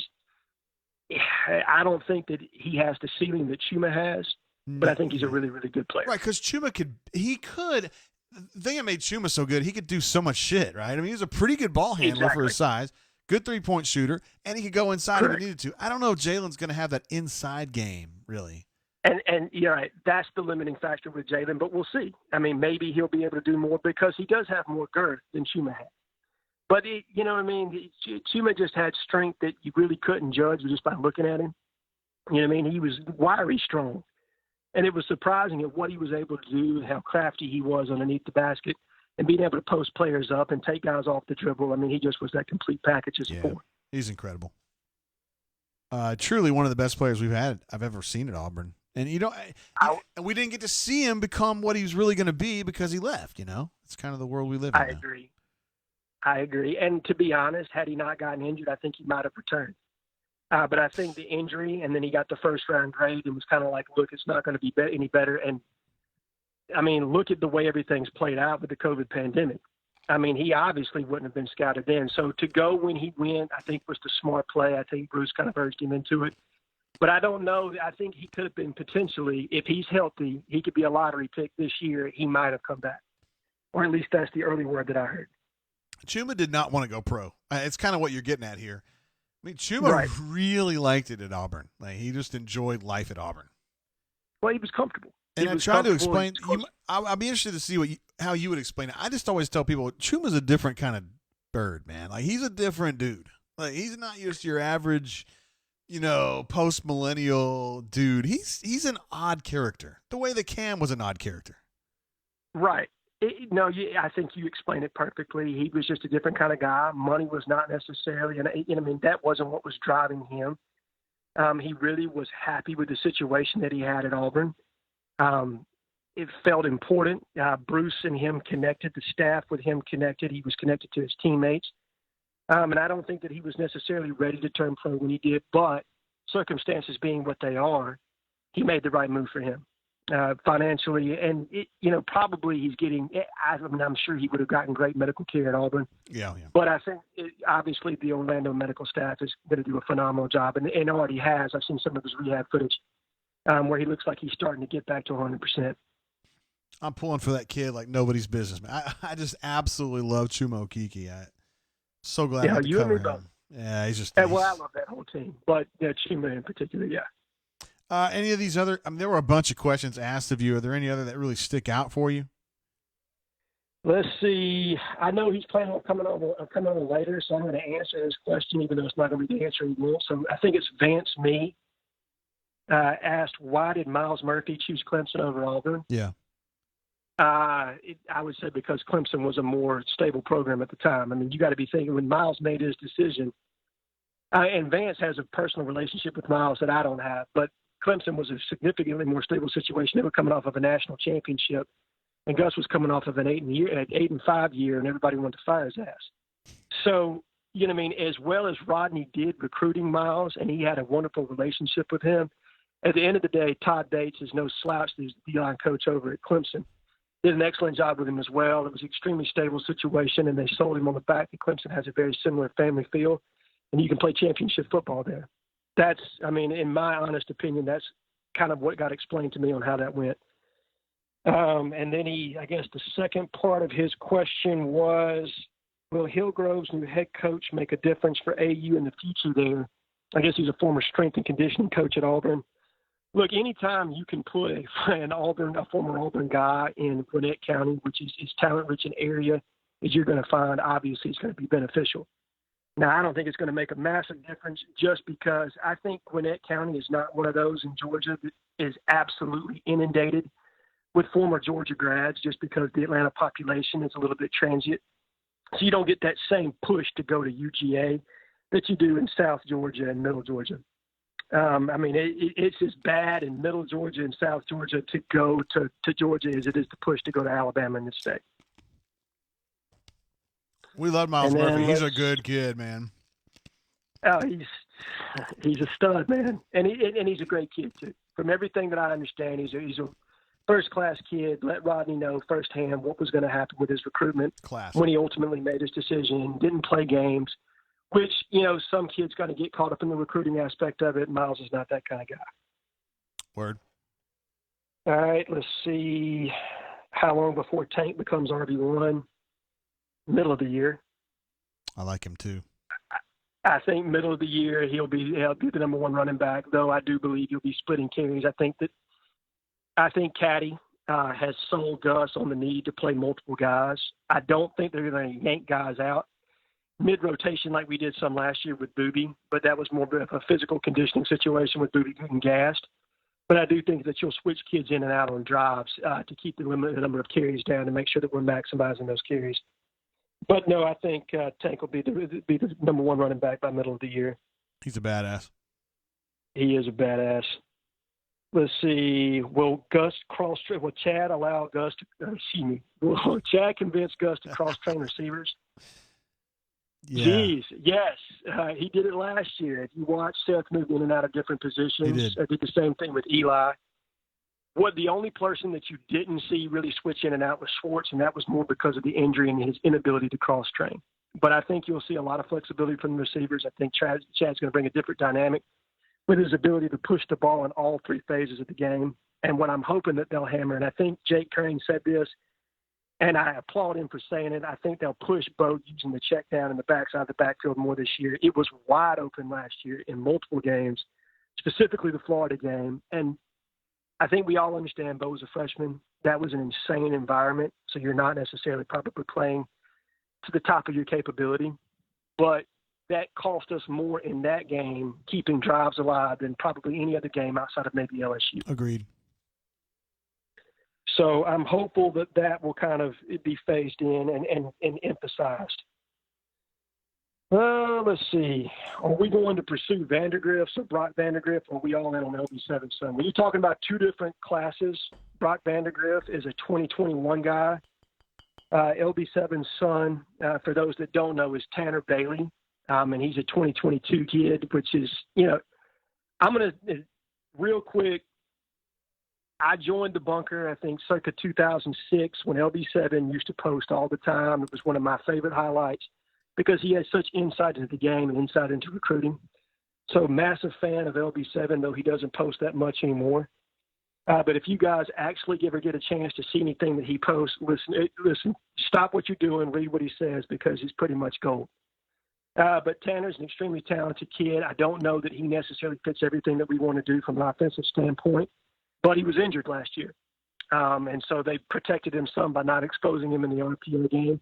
So I'll be interested to see what his junior highlights look like by comparison to a sophomore. But no, I don't think that we're going to go in on Brock. I think we've got our quarterback. I love DD. I love what he stands for. I think he's really helping us recruit in the area of Texas. Yeah. And listen, somebody asked me, what the importance was of Davis the other day, and I said, absolutely, it's the same situation at Dillard High School back in the day, when we landed the kid that got in all that trouble. And it opened basically Pandora's box of talent for us that yielded Frank Sanders and Ballstick and a handful of others. Well, I think Demetrius Davis is that kind of guy. I think he's going to bring in tons and tons of talent from that Houston area, in addition to Chad, if he'll stick around for the next 2 to 3 years, and we're going to be better off for it. And then I know I probably outstayed my welcome, but I guess the last couple of questions are all about basketball. So let's see. Well, hold on now. Reclassify? Power Man wanted to know if you had an opinion on the Weber kettle versus the Big Green Egg. Do you use either one of those? I'm a Weber guy. Yeah, I heard that. I'm a Weber guy. I will always be a Weber guy. I am too. I'm not going to use anything else. I've never even used a Big Green Egg, but I don't. Listen, I love my Weber charcoal grill. I've had it for the last 10 years. I'm not going to use anything else, period. Not even open-minded to it. So to answer Power Man's question, I apologize for being narrow-minded, but I'm a Weber guy, 110%. All right. All right. Oh, well, this was actually Power Man's question. What is my personal feeling on the NCAA investigation, and where do I think Auburn stands? Ooh, that might be a good one to finish on there, because that's something that everybody wants to know about. Right. And I'm going to let you chime in on this as much as I'm going to provide any insight, Jay. Listen, I think Auburn feels as well as you can with the unpredictability of the NCAA, okay? This is why you hired Rich McGlynn. This is why you hired Dave Gideon, all right? And I don't have a problem with either of those guys. I think they're fantastic at what they do. And obviously there was a lot of bitching and moaning and complaining about McGlynn very early on in his tenure, but I think that was more to do with some of the guys that Tuberville was recruiting and the fact that every player, it seemed like towards the end of his tenure, was a Prop 48 guy. But he's telling the truth. I think Rich handled this pitch perfect. I mean, we fired Person almost immediately. We suspended our guys immediately. We were one of the only schools to take action. I do not foresee us having to suffer any major penalties. I just truly don't see it. And if we do, I think we're going to tie it up, legally speaking. I do not think that Auburn in any way, shape, form, or fashion is going to jeopardize the last 3 years or let the NCAA take anything away from them for the last 3 years when they've done everything above board. Now, previous to that, will we have to forfeit some wins that those players participated in? That'd be D'Angelo and Austin. Yeah, probably.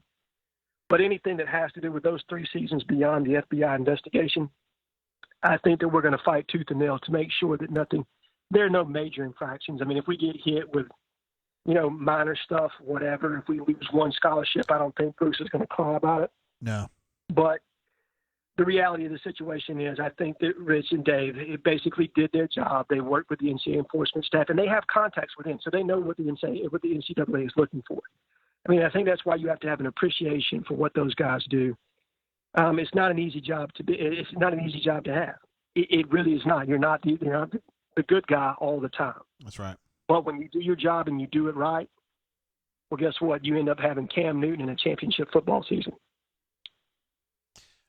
Sometimes, and I know you see this too, there's people in the bunker that want to shit on Rich McGlynn. And to me, Rich McGlynn is like, he's a master at what he does. And he absolutely Correct. loves Auburn. He's at like every basketball game home and away.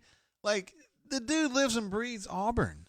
And he engineered the Cam Newton extrication. Like, he should be a hero at Auburn. Correct. 110%. And like I said, I think most of the ill will that comes towards McGlynn basically was a handful of posters that were close to the Tuberville staff that didn't necessarily like the way that he handled certain situations. I would say that speaks more to some of the quality, academically speaking, of what Tommy was recruiting there towards the end. Because let's be honest here, and I'm not trying to bag on Tuberville. Sure. I love what Tuberville did, but he mailed it in towards the end of his tenure as far as recruiting. You don't see Gus having the same issues that Tuberville had with McGlynn. Not even close. Because academically we've done a better job of making sure that the kids that we're recruiting are qualified and ready to play. Yeah, I mean, dude, Gus has had very few kids not qualify. I mean, we're talking less than 5 or less the whole time. Right. I mean, he's done an excellent job in what we've been able to do. And that's the other thing, and I'll dovetail into this on Gus. For me, it's kind of it's a situation where I really like the way he handles things. When Gus takes a commitment, he takes a commitment. And unless you really F it up academically, most of the time he will not separate ways with you. I mean, you take that kid, I think he was a wide receiver that they tried to play at safety and ended up leaving to go to Jack State or something like that, had no business being in the SEC or at Auburn, and I think Auburn was one of his only SEC offers. And the kid committed early, and Gus hung on to it. You know what I mean? He honored the scholarship even though the kid got injured and was never really able to play. And the reality of the situation is we had a kid that ended up going to Nebraska that Kevin Steele really wanted in that class, but we didn't have the opportunity to take him because Gus stood solid on the scholarship. But that leads me all to say is that Gus does his homework with kids, academically speaking, and he's solid as far as when you make a commitment to him, he makes a commitment to you. Yeah. He's pretty serious about that, man. He is. He is. And like I said, look, I think we all would like for him to process guys every now and again if they're not up to snuff or they don't have the kind of year from a senior standpoint that we would like for them to have. Obviously, I mean, look, I don't want to advocate any kid getting a scholarship cut, but I think at the same time, you got to make sure that you're recruiting the best players each and every year. And I think they've done a better job of holding off offering kids if they're not ready to accept their scholarship. I think early on, they shot a bunch of scholarships out, and then they would end up taking a handful of players that maybe or maybe not could end up would necessarily be contributors. I think they've done a better job of evaluating overall talent, and I think part of that is Kevin Steele on the defensive side of it. But they've done a much better job with evaluating talent and being ready to accept players' commitments when they want to commit. Although with Kevin Steele, and he's done some really good work, and Greg Brown did some great work too on the analysis front. I love Greg Brown. The kid from Prattville that just committed to Alabama, Ian, they slow played the hell out of him now, and I don't know if it's they did. And I'm going to defend T. Will here because I know that he's taken some shots on the bunker. Look, at the end of the day, I think Travis was not 110% sure whether you think he can play or not. Doesn't matter to me. You know what I mean? Like, whereas I think that I know a little bit about football, Travis Williams knows more about football than I will ever know. My understanding of the situation is Kevin and him did an early evaluation. They wanted to see him more as an inside linebacker where they were recruiting him. He played exclusively 3-4 outside linebacker, and they weren't sure athletically he was what they necessarily needed in the inside. I do think that they could have done a significantly better job of keeping communications up with the kid. I do think that there was some error in judgment there. I don't fault them on having an evaluation. And a lot of people are upset at the fact that Alabama took him. Well, I'll also say this. Alabama got basically told in no uncertain terms that you were out on Smell Monday. Okay? So they turned up on the heat a lot quicker than Auburn has because Auburn's still in the London race, and they were still in it with Barrett Carter, even though he was trending towards Clemson. So we are very much ingrained in the fact that we're going to stay with our board until we're told otherwise, and it just happened to be a little bit late with Ian Jackson. Now, once again, I think he's a wonderful kid. I think he can really play. I think he could be a contributor for us, but it doesn't matter what I think. It doesn't matter, unfortunately, what the Bunker thinks. It matters what Kevin Steele and Travis Williams think. That's right. And they wanted to see a little bit more from the kid. Yep. And I mean, I can't blame them for that. If they're not convinced, like you said, you don't just do it because somebody else is doing it. You trust your own eyes. I completely. Yeah. Right. You trust your own eyes. You trust your board, and you go with your gut on it, whether it's popular or not. Yeah. And I will say this as far as linebacker recruiting is concerned, and then I know I got to get off the line because there are other people that probably want to get off. But I actually got a chance to hear Kevin Steele talk probably about 2 years back, and what he values more than anything is athleticism, because he believes there are a small amount of true linebackers anymore because of the evolution of spread offenses. And you're trying to get the absolute best athlete that you can at that position and then teach them how to be a linebacker once they get to Auburn. And if you look at the guys that they've taken, like Papo and a handful of others, that 100% fits what they're doing at linebacker. They're trying to get elite athletes and then coach them up to be able to play the position of linebacker, which is something that I think Bobby Bowden did years ago at Florida State, where they would take safeties and convert them into linebackers and linebackers into defensive ends and defensive tackles. Yeah. So they're trying to put as much speed on the field as they possibly can to match up with these different teams that want to play in space. It seems like a reasonable argument, although I would say that Tut is not fast enough to play nickel. But well, I think you're not going to get any complaint out of me, but what makes Christian a leader is instincts. I do think he would probably be better as a deep safety, but he has the innate ability to see a play unfold before it's going to happen.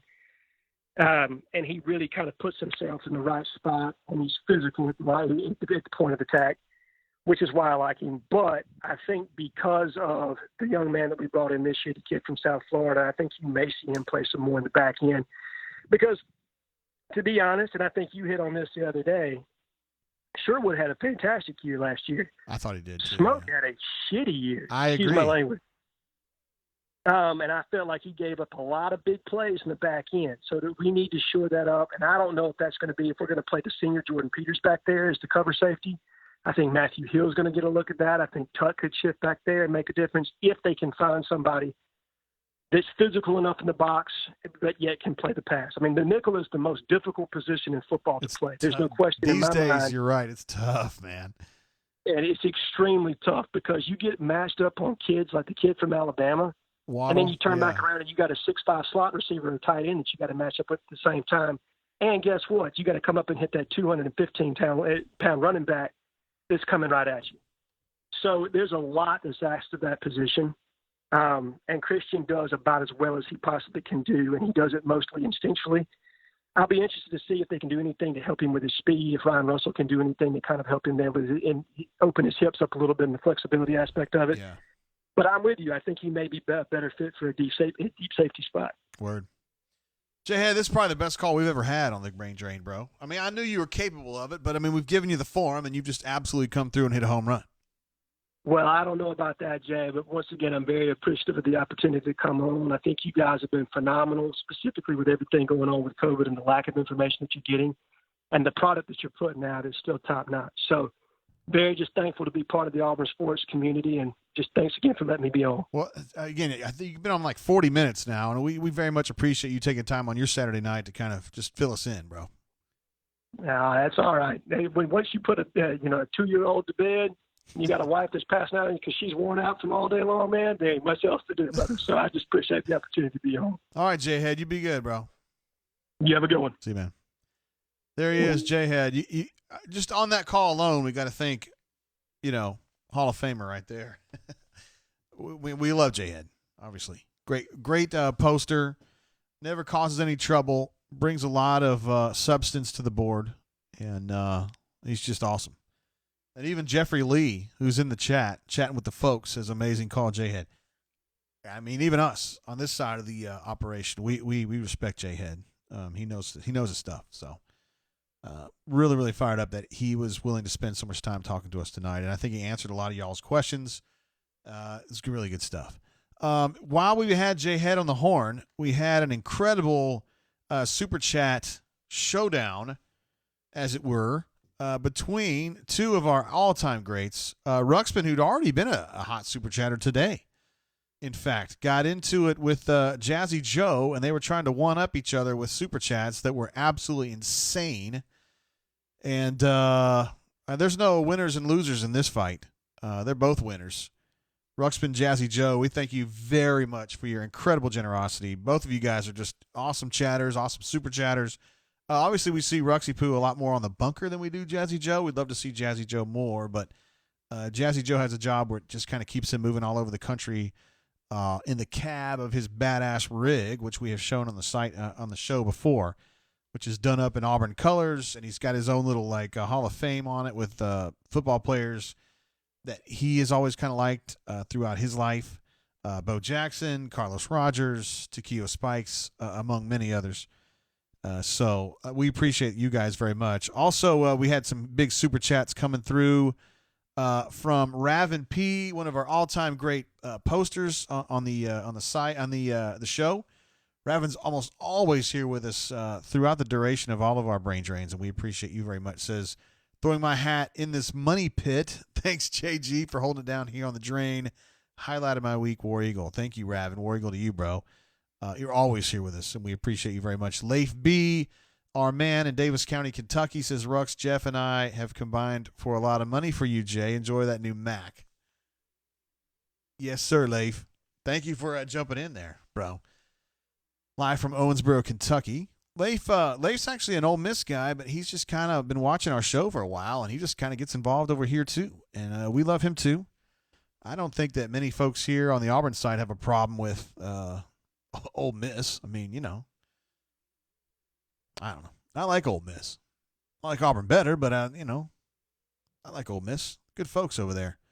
Spent a lot of time over there because my friend Neil. I know a lot of you guys don't like him, but running the Ole Miss side over there, and I met a lot of really good Ole Miss people. So, and I encouraged the hell out of my daughter to go there. But ultimately, I think it was just too big for her over there. I think the school was just too big. It's one of the smaller SEC schools, but when you're coming from I think her high school here in Alabama is a 3A school. That's a big jump up. Also, AU Storm 20 says not watching the news, only watching the drain. That's good. It's going to be positive here, bro. You don't have to worry about societal breakdown when you're watching the brain drain. We're just kind of hanging out and drinking and talking Auburn sports. So we appreciate you very much, AU Storm 20. And we've also got a bunch of people just giving J-Head love for that incredible call. It went on, but it didn't drag on. He just was giving you substance every single minute. Jeffrey Lee jumps in on that. AU Storm says, goat call. Canoe Man says, grand slam. D. Stutzman says, great stuff. Thanks, J-Head. Canoe Man says, only thing missing was heavy breathing. Raven says, great job, J-Head. KCC says, J-Head awesome. Wow. Crocodile says, I'm out. Great call. J-Head. Crocodile said he was only in for the J-Head call. So we lost him. But, anyway, we love Croc. Everybody just really fired up about that one. So, yeah. I mean, we're not really breaking news here to tell you that J-Head's really good at what he does. Carrie J in the house is War Damn Eagle from Music City. Wish I was there. Oh, whoa. AU Taxman immediately comes in and says riots getting ugly up in Nashville. Okay, so I'm not watching that. So I don't know where the riots are right now. I'm sad to hear that if they would be in Nashville. I've hung out in Nashville a bunch of times, and I love that city. Melee says Ole Miss is my third favorite SEC school. I'd be curious to know what your second favorite is. Maybe LSU? LSU's there's a lot of fun things going on at LSU on a game day. Ruxpin says, we better not be done, JG. Shoot. Hell no. We've only been on the air like an hour and a half. Let me see what the official time is. Yeah, hour and 40 minutes. So hell no, we're not finished. We still got Jay Lee to go. We got B-Matt to go. We got Doc Dumpster to go. Well, I better make sure we got Doc Dumpster. I didn't actually confirm it with him. Probably should. I got to tap that in. I think our next call is going to be Jay Lee, though.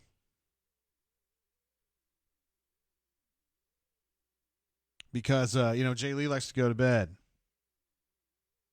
He's the kind of guy that, he gets up early.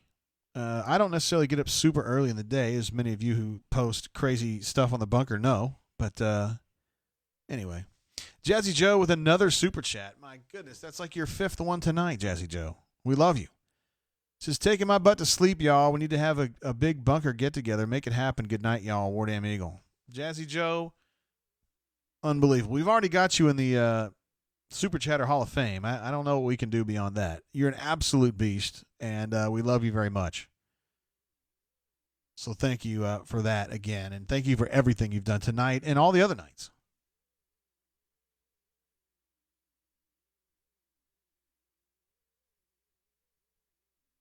Wait a minute. Now this kind of messes me up, yo. I sent Doc a text to see if he wanted to come on, okay? And then I got an answer from a different number.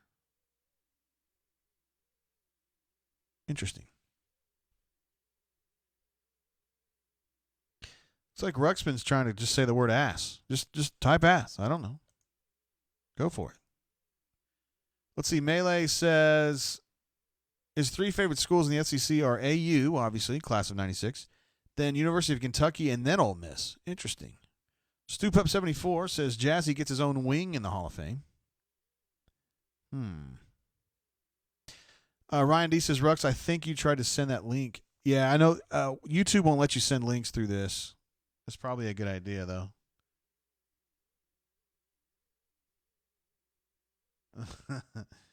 I sometimes, yeah. Is this Papa? Oh, hell, it is Papa Bear. I'm sorry. Yeah, it was Papa Bear that was answering. He and Doc are kind of tight and all that stuff. Somebody says Jazzy Joe's a badass. I'm sorry, Ruxpin says Jazzy Joe's a badass. Hell yeah, he is. Of course he is. It's one of the all-time greats. Dude, J.K. Kelly, too, says WD from Highland Home. Holy shit. Go Squadron. I go through Highland Home all the time. That's a great little town. The what's the name of that little diner there at the north part of town? It's called damn it. J.K. Kelly, man, you got to hook me up with the name of that. It's like a country saying or something. Like it ain't nothing or something like that. I can't remember what it's called, dadgummit. But anyway, I'm glad to have you on the show from Highland Home. We love Highland Home. I have covered one in my lifetime, one game, the Flying Squadron at Highland Home. They had some tremendous football teams, as I recall, in the late 90s or early 2000s. And we covered some games there back. It don't matter. That's it, man. It don't matter. That's it. I have eaten there, and I have enjoyed it.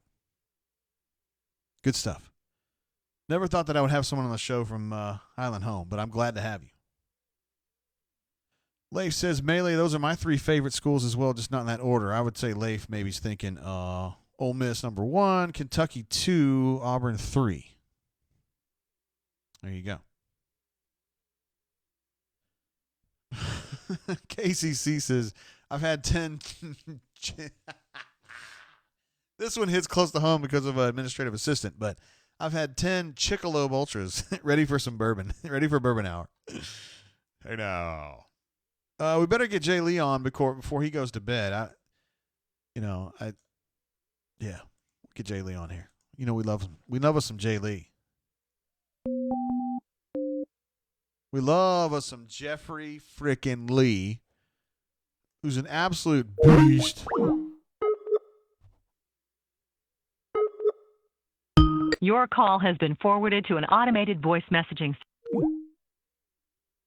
Jeffrey Lee, get your ass off that phone. Better get off that phone now. Ravin Peace is where is Corn? Great question. Corn is always here, isn't he? He's here for every single show. Hold on. Hey, caller, how you doing? Hey, buddy. Who this? Where you at, bro? Oh, I had turned my ringer off. But I'm back. Of course you're back because you're a beast. That's why. Man, I'm feeling beastly tonight. Like why? Like in a good way or a bad way? Well, in a bad way. In that I'm ready to crawl up and go hibernate. Oh, shiz. I was telling the folks earlier, man, you get started a little earlier in the day than I do. Yeah. I hate to sleep late. I like to be up 7, and I go to bed. When Brooks goes to bed, put him in. We get in the shower around 7:30 and bed at 8 and lights out at 8:30 or 9, and then you're ready to go.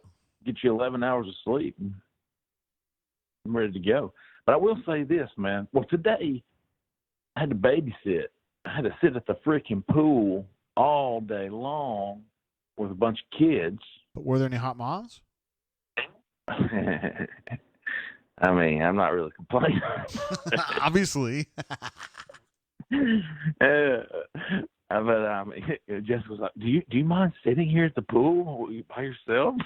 I was like, "Oh man, I got it. I mean, twist my arm." No. I like going to the pool, man.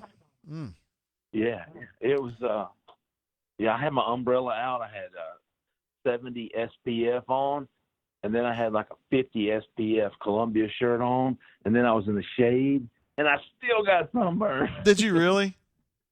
Damn. I think my leg.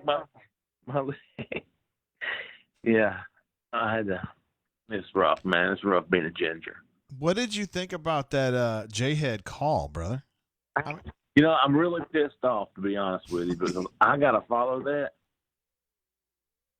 And he went on and on, man. And it wasn't even slow. It was just substance after substance. It was amazing. It really was.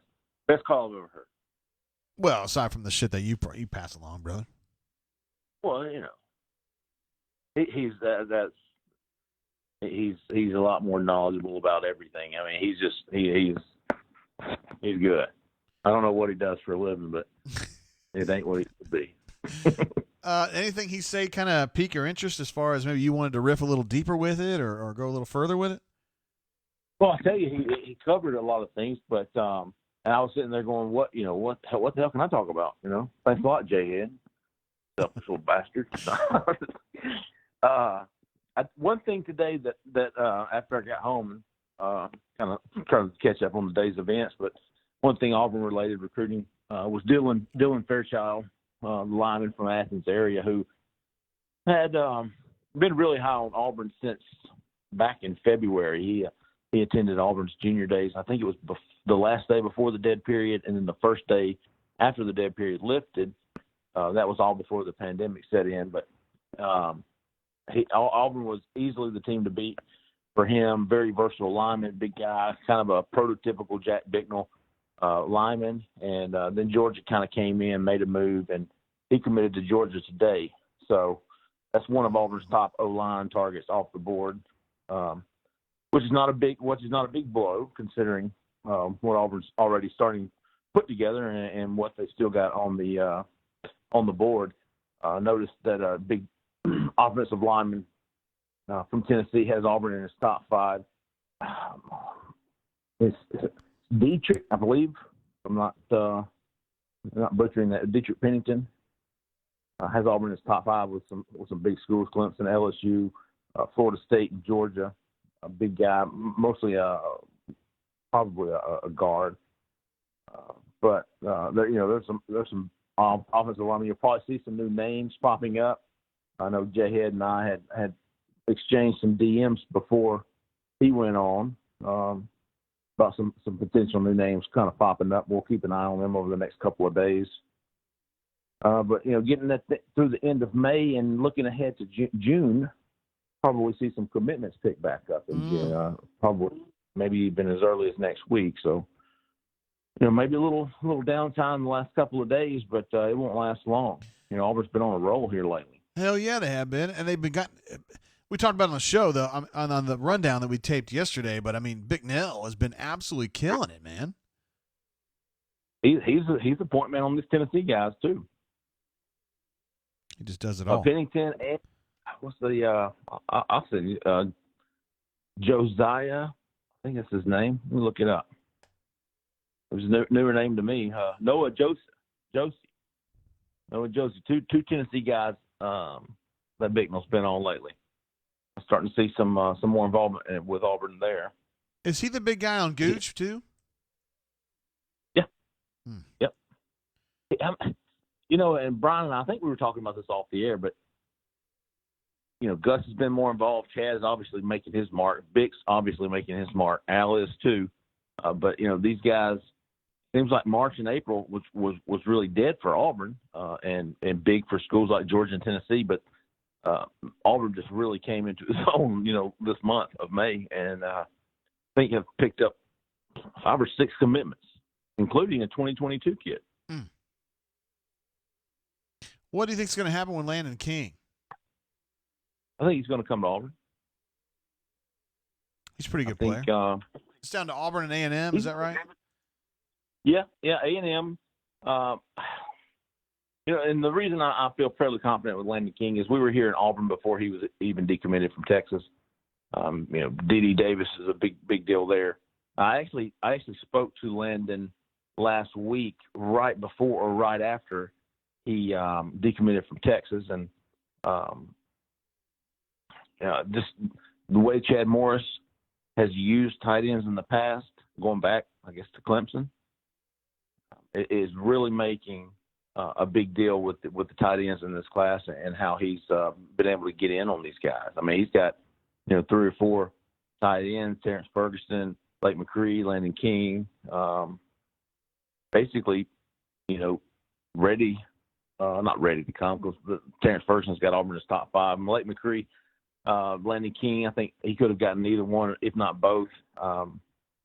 Maybe just wanted one of those two, and it looks like Landon King's going to be that guy. But he's got 2 from Texas, Jaden Roberts, D.D. Davis, Landon King. You got the Brockermeyer boys going to visit. So there's a lot going on there. Yeah, and again, Landon King is he's listed as a tight end. We've got him listed as a tight end in Rivals, but he's just kind of like a big receiver. He's from Houston. He's from a school that's just a little bit north of North Shore, where, as you mentioned, Dede and his guard are from. So just trying to jump in there on a big receiver there. 6'5", 210, Addis Cosita? That sound right? I don't really know. I think of him as being from Humble. He's from Humble, Texas. Humble. Not humble. No, I played baseball with a dude back in the day who was actually from there, and he always said Humble, so I always went with that. But he was a catcher, and I don't know if you can trust catchers. He was like one of those spanky-looking catchers like Mike LaValliere back in the day. Yeah. His name was Michael Lucky. He was from Humble, Texas. So I was a pretty good pitcher back in the day, Jay Lee. Were you really? Yeah, seriously, I was at that age when I was 13, 14. You know who my coach was? Oh, you told me this. It was Sonny Galloway. Sonny Galloway. You're absolutely right. Galloway, whatever. Yep. He was such an asshole to me, too. He's a dick. Even back then. It was in like 86, 85. Totally being a dick to me. Like 13 years old, I'm crying. I'm literally crying in the dugout because he's being such an asshole to me. But whatever. Yeah, I'll forever remember the story of my first year of bow hunting, and Randall Dickey, who he's the man, dude. What? We love Randall Dickey. He's the man, dude. Absolutely, I love Randall Dickey. When he was, whose staff was he on? Was he on Tony's staff? It was either Lebo or Tony. I don't remember which one. Those two, yeah. And then he moved into the office, and now I think he's doing something with baseball and Butch. But I've always, going back to his days on the staff, was where I first met him, and I love Randall Dickey. He's just the nicest guy and loves the bow hunt. And Sonny came in, and I had shot a doe and stuck in his shoulder and ran off. I was telling Sonny that, and he goes, yeah, Cody's got to eat too. So I felt bad about it. I was like, man, that deer ran off. Got my arrow was stuck in its shoulder. He's like, yeah, Cody's got to eat. So, okay, thanks, Clint. Thanks, buddy. Yeah. But, man, what a lively night in the Super Chat, man. Oh, Jazzy and Ruxy Poo. I know they got into like a little, one-up deal, and they both just absolutely beasted. They totally went beast mode on everybody. I think the kids don't call that flexing. Well, what's interesting is I had Ruxy Poo on the air earlier, and I asked him if he was a high roller, and he said no, he's just a regular dude. But he doesn't look like a regular dude, does he? They're like, I'm a modest American or something like that. Yeah. Oh, man. That ended up being highly entertaining right there. Yes. Oh, it's a good show, and I think people have brought it up. Tubbs is my coach.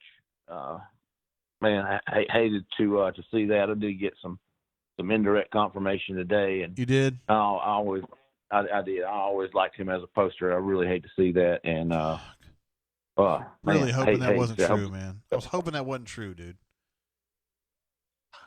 So I hate being that on a sad note.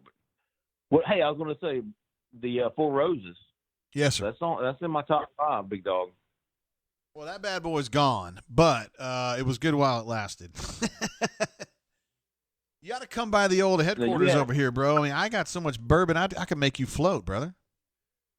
Really? Hell yeah! But I tell you what, I can bring some to you though, because I usually see you over in Auburn a lot more often than I see you in Montgomery. So we can do it that way. Well, if I'm going to be drinking bourbon and I'm going to get a little tipsy, I need to have you with me to keep me out of the jail.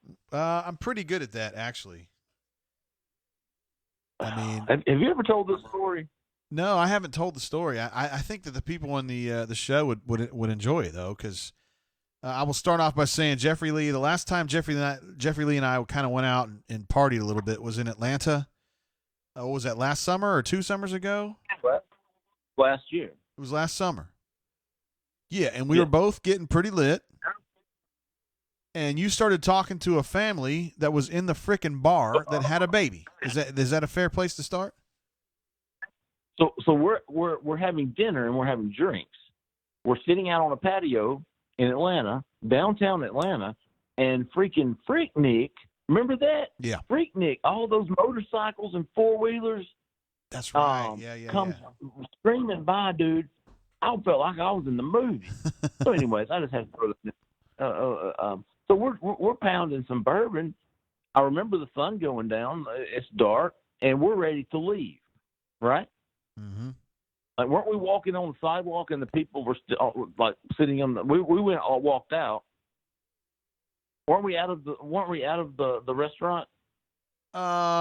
Technically, we were like still in the restaurant, but they were kind of in that. I don't know, a patio maybe on the outside there. And right, okay. You just started chatting up these folks. I mean, they were just regular folks, and they had a baby with them, right? Right.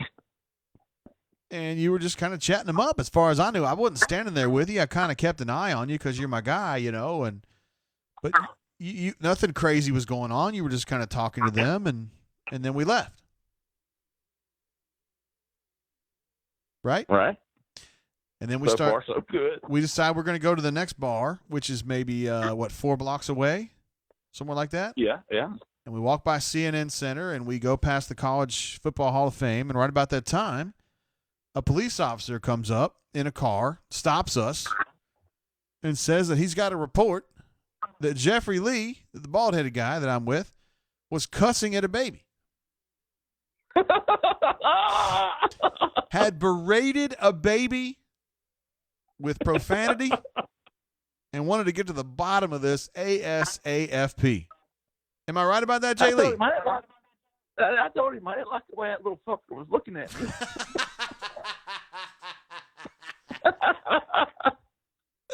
I slapped him.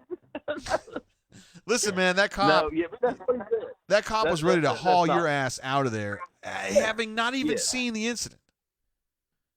Right. And Jeffrey did not take well to this because Jeffrey didn't cuss out a kid. I trust you. I wasn't there, but you weren't acting crazy. So the cop was really trying to give you hell. I mean, I think he wanted to put you away. And I was like, sir, this is a misunderstanding. I mean, sir, no. My friend would not do that. I've known this guy for years. He would never cuss out a baby. You know, I just think there's a misunderstanding here. And fortunately, we were able to kind of pacify him to some degree and just get the hell out of there, right? Right. Had you not been with me, I would have spent the night in the pokey, no doubt. I think you would have gotten a little bit aggressive with that cop, I think. Because it's bullshit. I mean, you hadn't done what you were accused of having done. It was out of nowhere. I mean, we were walking down the street like 2 or 3 blocks way gone. I mean, we were just bullshitting at this point.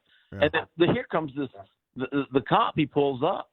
And we're just like, what's going on here? Like, you know, we're trying to go to the titty bar. You thought we were getting punked. You thought we were getting punked is what you thought, man. Because it's like, what the hell, man? Yeah, like, is this for real? What are you talking about? But anyway, we were able to get out of that. No problem. And we got down there, and then I had to go to bed, and you were ready to keep going. So I didn't run into you until the next morning. And our friend from the Louisville site said that he'd kind of kept an eye on you, and you were about to Dave said you were about to get in a car with 4 women. Or did he pull you out of a car with 4 women? I don't remember which one. He did. No, I don't know. I don't remember that. This is more than a year ago, dude. This is 2 years ago, I think. Well, he said I was wilding, and I think that means I was going crazy or something. Yeah, I think so. But honestly, what I think was when I was walking out. They were in the patio sitting there eating, and we were discussing back and forth. And I was like, you crazy? You know, there was never a tense moment. We were going back and forth like, you crazy? Yeah, man, we're going to go to, you know, blah, blah, blah. All right. And I probably said MF or something. See you later, motherfucker, you know, or something like that. Yeah. And somebody else was like, he's cussing with a baby here. That I was guilty of. But cussing out a baby is. But I wasn't cussing at a baby or cussing out a baby. I was telling no cuz over here, peace out, motherfucker. You know, have a good night. and there was a baby there, and they called the law, and it got lost in translation. Yeah, I'm just glad I was there, bro, because I think you would have gotten so pissed off that you were accused of something you hadn't done that you might have just kind of wilded out in a bad way, you know. My blood pressure was increasing. But it's all good. Yes, you did a great job. Good story, man. You did a great job, too, because you chilled out and let me just handle it. I think you recognized that I was going to get this handled, so it was all good. Well, you talked to my team over here. I was way less drunk than you were at that point, so it was all good. I tell you what, man. It was tough trying to keep up with those Georgia boys. Yeah, I know. Roddy and who was the other dude? Patrick G. And then we were also drinking with Bossy, who's kind of a shady character, and then Corey Evans, who's kind of a shady character. So we were drinking with all those folks. Yeah, and the kid from Georgia Tech, Kelly Quinlan, right? Kelly. Yeah. A very shady cast of characters there. Very.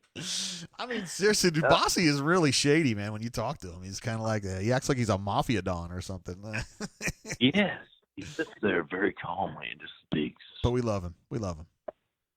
Yeah, he's really good. Jeffrey Lee, you're an absolute beast, a total badass, and I'm glad you were on these telephone lines tonight, bro. Well, I appreciate you. I wish I feel like my self-confidence took a hit. I listened to J-Head. So I did the best I could trying to follow that. Hell no, you did a hell of a job, bro. You always do. Do you know what a pirate's favorite letter is? No. Well, what do you think? A B for booty? Come on now, a pirate. Yeah, I know, because they're always chasing booty, aren't they? Well, what are they always saying? R. So, if I say, what do you think a pirate's favorite letter is? You would say, matey. You might think so, but it's the sea. That's bad, dude. Yeah, I know. I'll leave you with that. I gotta go. All right, man. You be good out there, bro. Go. Peace out. See you, bro. There he goes, Jay Lee. The sea. Raven knew that one. He saw that one coming, bro. That was funny. I'm glad Jeffrey wanted to tell that story about the kid, the little baby. I mean, I'm talking about this guy was in a papoose. The baby was. He's 6 months old or something, acting like Jay Lee had a conversation with that kid. Come on, man. That was BS. That was totally unacceptable. But I mean, I wasn't gonna tell the cop that. I was just like, listen, man, I was there. I don't think he did this. We just I was just doing enough to placate the situation or placate him and get the frick out of there. Because Jay Lee, when he's drinking, in the horse racing world, they call it fractious. A horse is fractious when he's at the gate and likes to jump up and down and stuff. Jay Lee gets a little fractious sometimes when he's been drinking, and I just wanted to get him out of that situation just because I was a friend of his. Hey, caller, how you doing? Welcome to the show. How you doing? Hey, War Eagle. This is AU Augusta GA, also known as Dave Brown. How you doing? Hey, what up, Dave Brown? How you doing, bro? Appreciate you being in the chat tonight. Hey, I jumped in there kind of late. I just want to say hi and say hi to all the bunker crowd tonight. Hell yeah! I mean, of course, we're very accepting because you're a chatter and you're often with us here on the show. Are you over in Augusta right now? Yeah, we're in Augusta, and we had a good time today. We played 18 holes over here at Forest Hills Golf Club. It was hot as hell. Yeah, it was hot down here today. I mean, I'm not in Augusta, but in Alabama, it was hot as hell. It was very hot, but we pressured through it. I wanted to ask you. Hell yeah. I've kind of dialed out just because I've been working and staying away from the corona. How are we doing on recruiting with offensive line? On the offensive line, I think very good. Now, they have some 3-star dudes that maybe people say, 3-star dudes suck, but they got a couple kids from Ocala who are both 3-star dudes that I think at least one of them will be a 4-star dude. And Bicknell has picked up a bunch of really tall guys. Like even the guards are 6'6", 6'7". They got a kid named Gooch out of Tennessee who's a 4-star and an absolute beast at tackle. They just got a kid the other day who's another tall guard out of Houston, Texas. That's a 4-star. I can't remember if he's a 3-star or 4-star right now. But actually, offensive line, I think they've been kicking ass, if you want to know my opinion. Yeah, that's what I've been tracking. I've been really pleased with it, especially with the Texas recruiting. And what do you think about Kayla Newton? What do you think how do you think that's going to work out? Yeah, I think that's just kind of a feel-good story. Honestly, I don't think he's good enough to unseat Bo Nix, and maybe he ends up getting some backup snaps, but I don't know. I don't think he can help at another position or anything. I think it's just like, hey, he's kind of done what he can do at Howard, and why not just go to Auburn, where my brother played, and just see what happens. But I think it's just kind of a feel-good story more than anything else. Yeah, brother, I agree with you, and we're waiting to see what happens. We're looking forward to the kids coming back, and just hoping for the best. We're sitting here out here on the back porch drinking some tequila. That sounds and good right there. Yeah, we got some blue guava going on and some nice high-end tequila. But yeah, and we just want to say War Eagle and say hi to you. All right, man. Appreciate you calling in, bro. War Eagle to you. Yeah, War Eagle. Take care. See you, David. There we go. First time. I think the first time he's called in, and that's great. He called in, well, his cell phone anyways, from a 315 area code, which I don't think I've seen before. Let's see what that one is. Uh-oh. You better not be doing what I think you're trying to do. I go. Thank you. What are you drinking? Administrative assistant is in the house, ladies and gentlemen. Holy shit, I almost spilled that. Administrative assistant says she's drinking a little cat head tonight. We just had a new poster. Oh, I'm not new to the site, but new to the call-in line. Dave from Augusta, Georgia. Pretty fired up about that. Oh, I meant to look at area code 315. Watch it say like Augusta, dipshit. Oh, no, it's New York. So I guess he lived in New York at some point in his life. Derby, derby, der. Raven says hydration, question mark. Hell yeah. Me and administrative assistant are very big on hydration. So when we're drinking, you got to make sure you drink that water, you guys.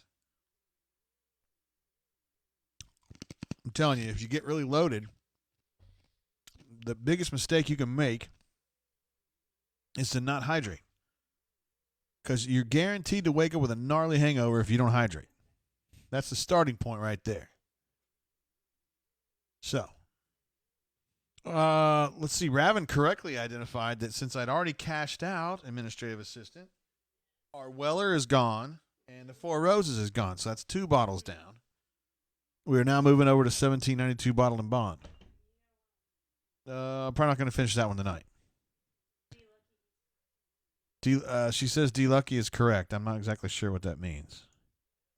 There is a rumor going around that we would get a 3-way call from the doctor and Papa Bear and Bull, which would be 3 very heavy hitters on one phone call. I don't know if we can handle that. I don't know if our phone line can handle that much dick heat, but could be interesting.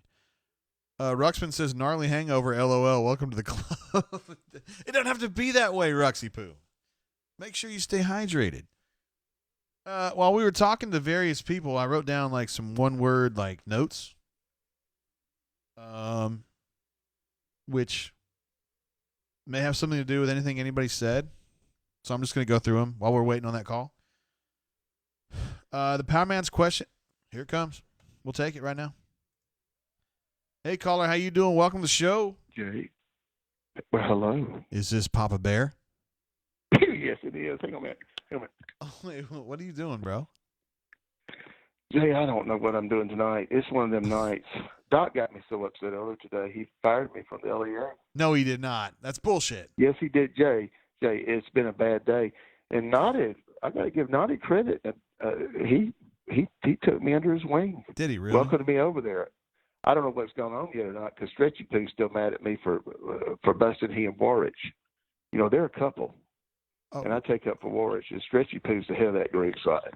But I will say this, Ruxy Poo and Crocky Poo have been the 2 with me today. They always with me.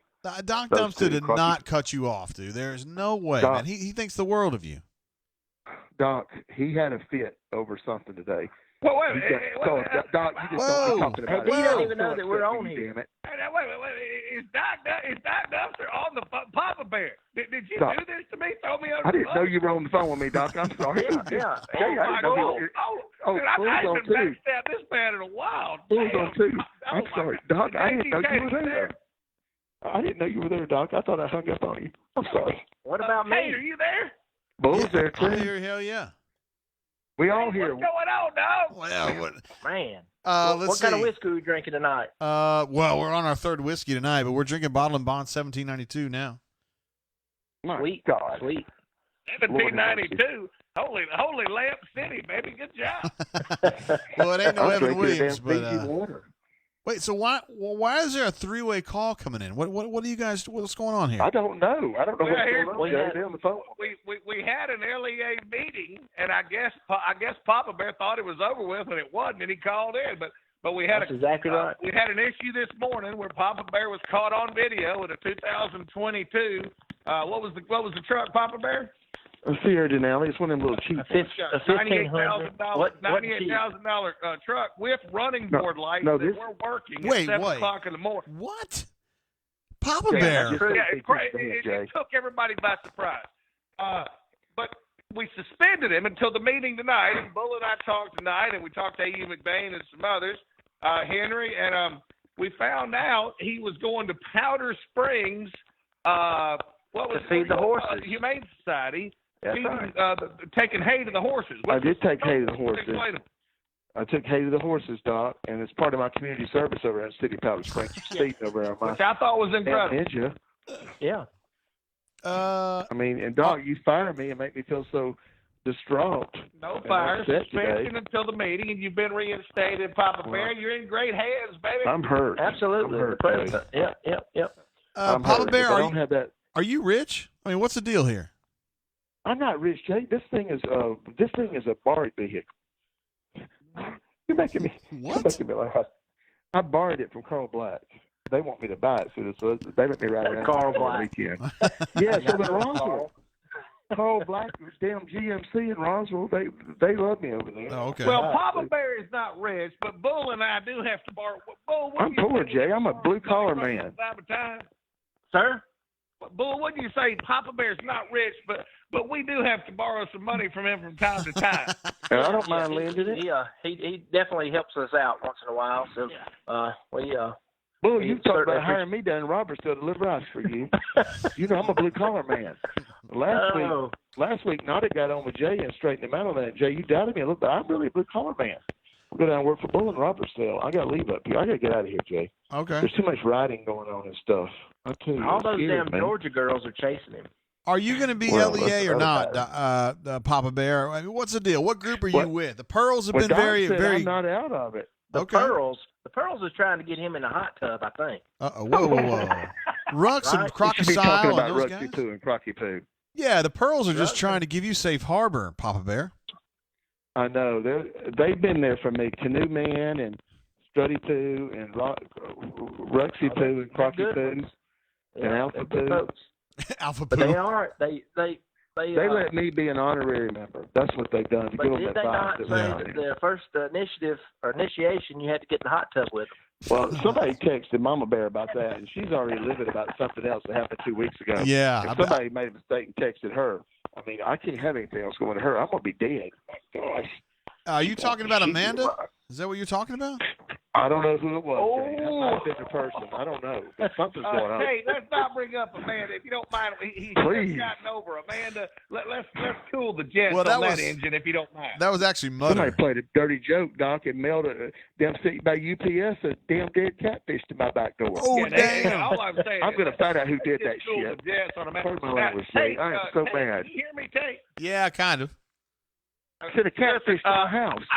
I do want to say, in sombrance of everybody, we lost an absolute warrior in the family, and Tubbs is my coach. Do we know that? Yes. Yeah, and I don't, I Jay? think Rusty Poo brought it up. I think I heard Jay Lee brought it up. But, our family is our family. Everybody comes to our board because they love Auburn, or most, 99% of them love Auburn, okay? Yeah. That dude loved Auburn. He didn't go anywhere without an Auburn shirt on, from what I hear. Him and I had some great dialogue. He worshiped. He just loved Bo Nix. He loved Smoke Monday. He loved Sherwood. We were getting these arguments over him. I love Bo Nix. I don't think he's as good as 98% of the bunker does, but I love him to death. I love Sherwood and Monday. I don't think they can cover anybody, but they can knock the piss out of people. But we would get in this great dialogue with him, and it's going to be an empty hole in the bunker tomorrow, the next day, and during football season, because that guy just worshipped Auburn football, and we love that guy. That's a great point, Don. I just sent you something, Jay. I'm glad you brought that I up. don't know if that's, it looks pretty real. Yeah, I mean, I was hoping it wouldn't. I mean, but yeah, I just sent it to your cell phone. I have your special cell phone number. Yeah, you do. Anyway, that's sad. Man, It's real sad. I hope it's not him, man. I hope it's not him too. But Well, it's just tough. We lost, Indy Harold 3 weeks ago, who I knew personally, great guy. It's just, we're a family, and I bring it up all the time. And I don't care who you are. I don't know what happened in this situation, but if you ever need to talk to anybody, dude, Papa Bear, me, Stretch Armstrong, Bull, there's people that talk more than we're supposed to talk. You can come DM us or call us anytime. We're 24/7. Unfortunately, you're right.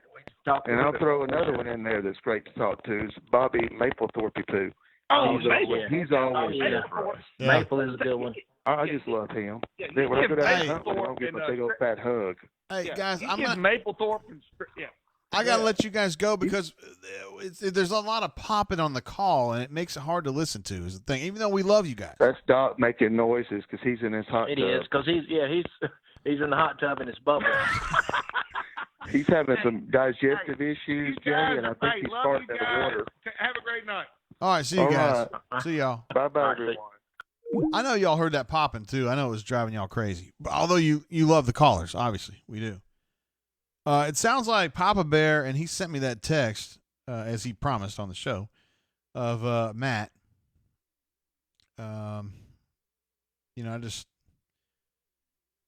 I hope that's not who it is, but it's starting to sound like that's probably what's going on there. That he was Tubbs as my coach.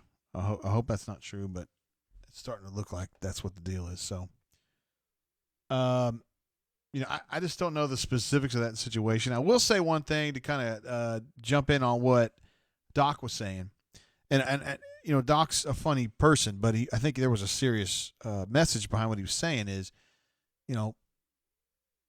let's talk about this stuff before anybody makes any bad choices when it comes to. And I'm not saying specific to Matt because I don't know. I don't know what's going on with him, but I know, I don't think I'm betraying any confidences when I say that I get a DM probably once a month-ish where there's someone who really needs somebody to talk to. And they come to me and they say, JG, I've got this going on in my life and I got that going on in my life and I'm really down. And we all have down periods, but this is probably somebody who's real down. And I don't feel like I'm qualified to counsel folks, but I'm here to talk to you. And I feel like if you DM a lot of people on the bunker, credible posters, they'll talk to you too. And, Doc says this a lot. Ruxy Poo says this a lot. Crocodile says this a lot. And Knotted Shorts does too. We like to talk about how we make fun of each other and we bang on each other for different kinds of shit. But this is a family at Auburn Sports on the bunker. It's a family. And if you got some shit you want to talk about, people are going to hear you out. So go to a credible poster and ask them for an ear. And if you don't feel like you know anybody, you probably know me, from the bunker because I'm on there all the time. DM me. People talk to me. And I'll listen. I'm probably not going to be the answer to your questions, but I'll listen because I care. And there's a lot of other people who do too. Just know that we're here, man. And we joke about it being a family, but it is. It is really a family. It is. Moving on. I'm not trying to bring this down too much. Hornatius. My man Hornatius always giving the reset here. Hey, caller, welcome to the show. How you doing? Jay, I'm doing good. How are you? Who it is? AU Storm 20. Whoa. You been drinking all night, bro? Man, I've had a couple Bud Light seltzers by the pool, and then got into a little Four Roses single barrel. So it's been a good night, I can show you an empty bottle of Four Roses single barrel. I bet you have one too, bro. Well, no, it's a newer bottle. I got it from Charred Oaks here in Auburn. Charred Oak Spirits, absolutely. A good place. It's a great place. They had a couple bottles there. I got one a few weeks ago, and I just kind of been nursing it. So time to put a little dent in it tonight. Now that the wife's out of town, I got the house for myself for the first time in 3 months, so I can't complain. Not that you know this, but a little trivia: Charred Oak Spirits is owned by a bunker member. Ooh, I didn't know that. I'm not trying to lamp anything because I don't want to out this person if they're trying to pretend like they're poor. But yeah, Charred Oak Spirits is an Auburn guy. Bunker guy. Next time I go in there, I have to mention that. Well, when I go in there, it's usually a gal who's running it. It's not the gal; it's the guy. Right. Yeah. But he runs store. He has a store in Dothan as well, so he's bouncing around. Hey, before I called, I heard you talking, and I would also like to just mention that if there's anybody who needs to talk, hit me up. I'm at AU Storm 20 on the bunker or whatever, and would love to just be a person to talk. It's a very sensitive subject to my heart, and I'm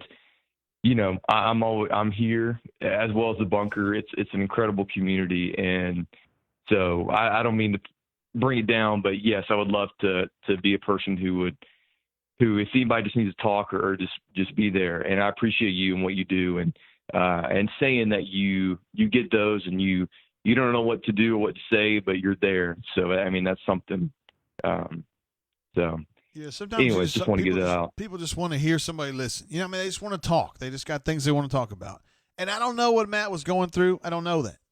But I know for sure that there are people going through stuff who contact me on the bunker, and they say stuff like that. And I mean, I just listen, and I hope that I've helped. And if you guys get contacted, a lot of the folks that, I mean, you AU Storm 20 year one, you call in, you're a very reasonable poster. There's people who may think, hey, I like that guy. He's pretty calm. I want to talk to him about it. If you guys are approached by people like that, just listen. You can really make a big difference. Yeah, especially nowadays. You know, it's crazy, and even with everybody being shut in, you know, people are. It's kind of been put under the limelight. You know, like. We're not talking about it as much anymore because we have this civil unrest, and now we have the pandemic, and you know there was a big light shined on it over the past couple of years, and now it's seemed to fade away. When in reality, with everybody being stuck at home, people losing jobs, it's more relevant than ever. And so you know it's now's the time to kind of to activate the need to listen across this great bunker community that we have, but. Anyway, I appreciate you saying something about that. It is a really good community. No shit. And I mean, you're part of that too, Storm. Now, your wife is out. Is that right? Yes. So you got the house to yourself. Visiting the in-laws. So is it just you, or what are you looking at there? Well, so fired up the big green egg tonight. Well, actually, not the green. It's a Kamado Joe.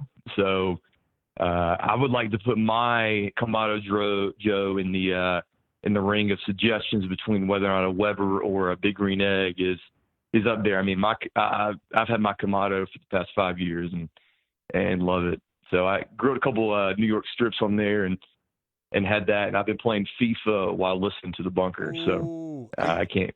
Are you doing weekend league, or are you just playing division rivals? I'm just playing seasons online. Oh, word. Okay, that's good too.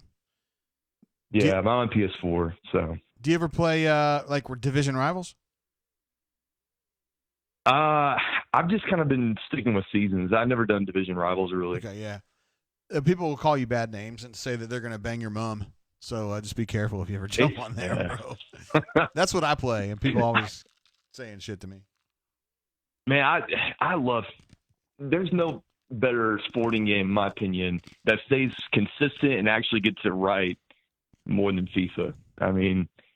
It's so easy and quick to play an online game, and you know you don't like in Madden you can spam plays and only do 3 at a time, and I just love playing. I mean, it's just if you get kind of good at it, it's sometimes you'll run into a juggernaut here or there, but I mean I think it's the best consistent game out there.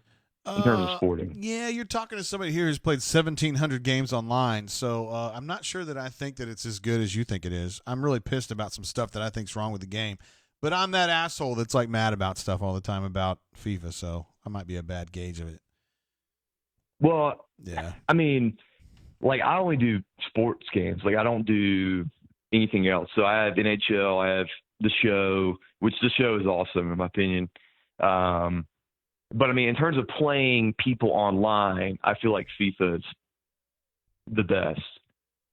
Okay, but that's just my opinion. It's a fun game. I mean, like, do you play Ultimate Team? Is that Ultimate Team at all? No, I mean, I just grab Man City and just run through seasons and just play competitive online matches. I don't do like Ultimate Team, or I do Ultimate Team or Diamond Dynasty in the show. Wait, hold on. MLB The show, but that's. Why would you play with Man City? I knew this was going to start something. Are you that guy? They're my favorite. Yeah, they're my favorite EPL team. Why? Well, I'm going to lamp here. My wife's from Brazil, and I love Gabriel Jesus. So. Oh, okay. And you get Fernandinho too, right? Yeah, Fernandinho. speak a little Portuguese, lamp. What's your avatar on the bunker? It's Malik Dunbar staring down the Keldon Johnson after he blocked him. Word, okay. In the Elite Eight. I am not a fan of Manchester City. I think those guys are a bunch of goobs, and I'd really like to piss on them, but I respect you, AU Storm. So, and I'm sure your wife, being Brazilian, is really hot. So, I mean, good for you, bro. Hey, you know, in terms of soccer, it's fun because I actually can cheer for a good national team. But other than that, I mean, yeah, it's okay. Does she like Brazil national team? Does she like them? Oh yeah, she's from there. Okay, I mean, so, yeah, but I mean, does her she know? favorite? Yeah, go ahead. She's a huge Brazilian soccer fan, and then, you know, she's from Sao Paulo, so her favorite Brazilian, like, actual league team is Corinthians, yeah, as we would call it. Word. So she used to live next to their stadium. The true gauge of a true Brazil fan would be to ask her how she feels about Diego Costa, because he's the dickhead who grew up in Brazil, played for Brazil, and then he became Spanish, and now he's a Spanish national. So all the dudes like David Luiz and Thiago Silva, who hate his ass, take his ass out every time they play against him, but he's Spanish now. I would be curious to see what she thinks about his ass. Yeah, she's not a fan. I already know that. Yeah, guys. Hey, you remember last week I called and I was really pumped about Matt McClung? Oh, yeah, absolutely. Of course. Why wouldn't you be? He's awesome. Yeah, I'm not pumped anymore. He's not going to get the waiver. But he's not going to get the waiver now, right? Of course not. That's good, man. Hey, yeah, I'm curious to see what else we get. You know, I don't know if, like you said, Figueroa is probably out the question, but yeah, like Jay had said, you know, a lot of these guys are dropping out of the draft with all this uncertainty, and they can't go to the combine anymore. I mean, Nimhard's interesting. I don't know why he's leaving Florida. I mean, he started all 2 years and pretty much was their leader. I mean, I don't know. I don't understand why he's leaving or what would grant a waiver for him, but I mean, who knows? Yeah, the NCAA, man, they give you some waivers sometimes. Austin Kendall got a waiver to play at West Virginia. We have no clue how that went down. So it's like sometimes they just kind of give it and sometimes they don't. I think they're just rolling the dice, bro. So I don't know. There's a chance. All right, JG, I appreciate the call tonight. I'm going to just sit back and continue to play with my favorite team, Man City, and I will continue to listen to the chat and the call. All right. AU Storm, appreciate you, bro. Appreciate it, man. Have a good one. Thank you, sir. There he is, AU Storm. Hold on. I didn't know if there was somebody hollering my name. Hey, was somebody yelling for me?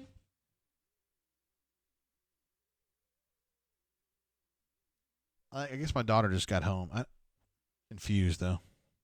Anyway, AU Storm doing a hell of a job. Not sure about the Man City thing, but your story checks out. And if you are indeed married to a lovely Brazilian gal and she really likes Gabriel Jesus and you really like Gabriel Jesus, then hell, I mean, what's the damage? But I'm never going to like them. They're a bunch of goobers. Hey, caller, how you doing? Welcome to the show. JG. Hey, what up, D Lucky? What's up, man? Not so much, man. How are you? Well, it's been a fun show, even though we haven't had David the Wizard on, but I'm glad to have you on the horn, bro. Thanks, man. It's been a long week, so this show has done me well. What'd you think about J-Head's call? It was unfreaking believable, in my opinion. It was, man. I could have just listened to J-Head, like I said, all night long. He could have gone 3 hours. It sounded like. He's a badass. A lot of connections, and he was very well versed on all of it.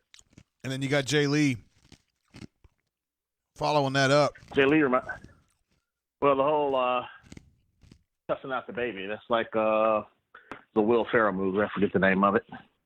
He didn't do that. I promise you, D Lucky. He didn't do that. I understand. It just reminded me of that movie. Will Ferrell is a political candidate and punches a baby.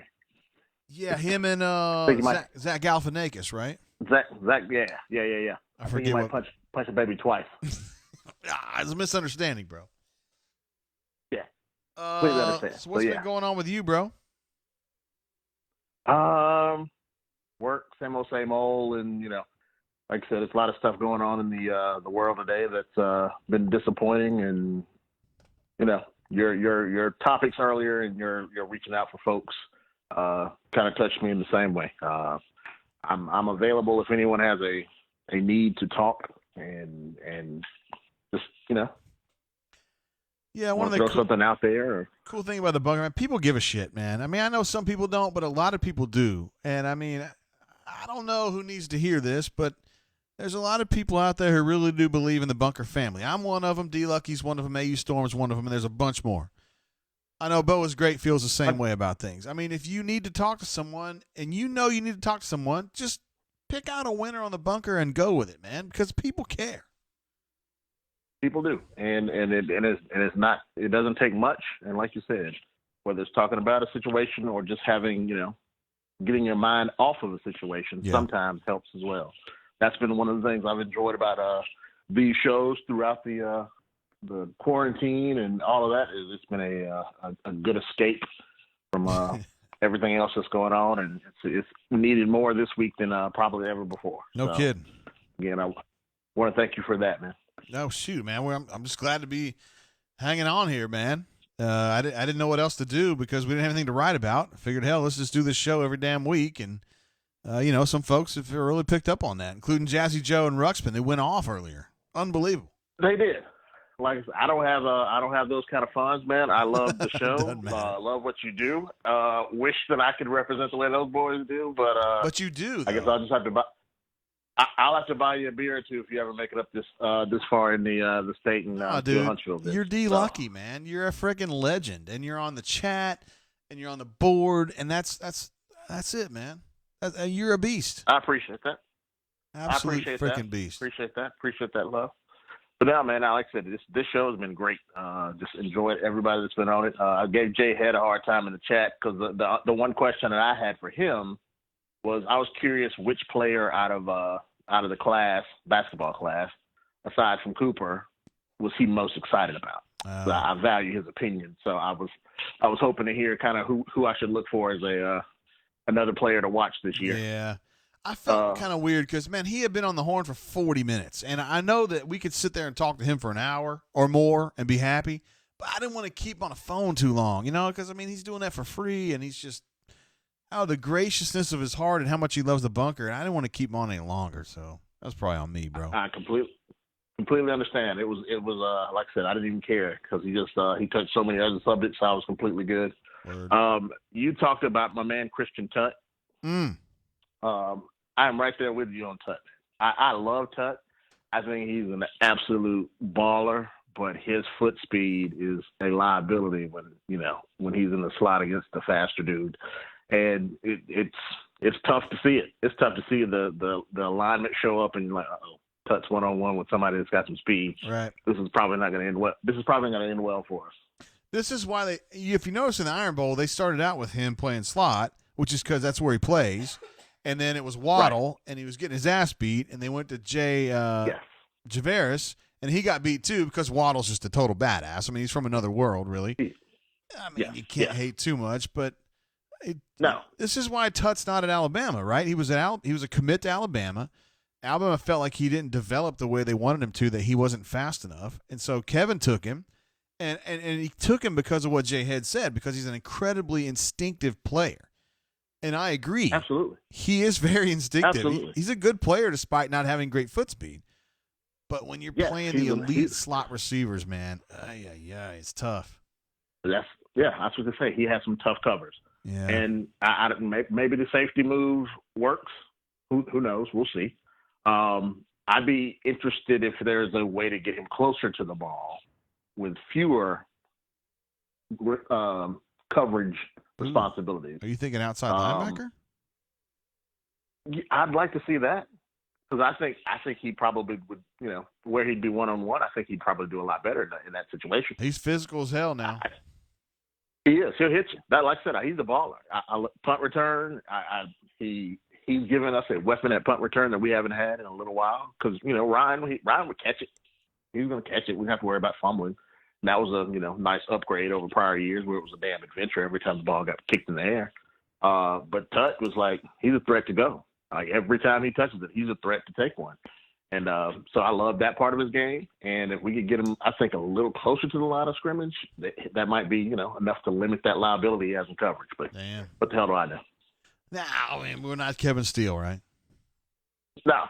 I'll trust Kevin. If Kevin thinks he's in the best spot he should be in, then I'll take it. That's just me spitballing and wondering what if.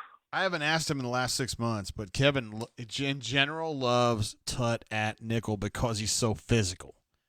So that's kind of where he is on that. But I'd like to get Kevin on the show, honestly. I wonder if he would do the show. That would be. Hey, no. Hey, like David the Wizard, man. You don't know unless you ask. That's true. Kevin's generally pretty cool. I talked to Kevin, so we'll see. Yeah, and it might even be a better spot before things kick back off full speed. Maybe he can do an off season one a lot easier than he could during the season. Yeah, I would think he could. Yeah. So I'd hang for that one. Word. But look, man, I know the administrative assistant already gave the 1 hour warning. No, I don't probably know about if she's 30 done that, minutes. bro. No, she's giving you a thumbs up. That was what she responded to. No, she's giving you a thumbs up on that, so she must be listening. Yeah, she said she saw my note in the chat and she said that I was right. That she's done. We're at an hour about 30 minutes ago. Oh damn. Okay. So I had to jump in before she shut it down. All right, D Lucky. I appreciate you, bro. Hey, you're a beast. You're always a beast, man. Thanks, man. Appreciate it. See you, D Lucky. Stay safe, everybody out there. All right. Y'all have a good one. Peace. Hey, administrative assistant, are you in the chat? Oh, I thought he said that you had posted. Okay. Oh, okay.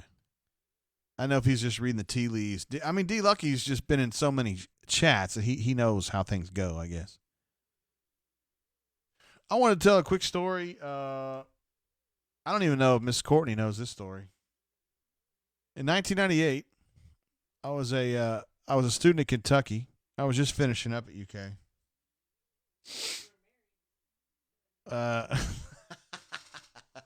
She said I was married. This better be good. This does not involve a girl. We were going to the Final Four. Kentucky had qualified for the Final Four. I was in Kentucky at the time.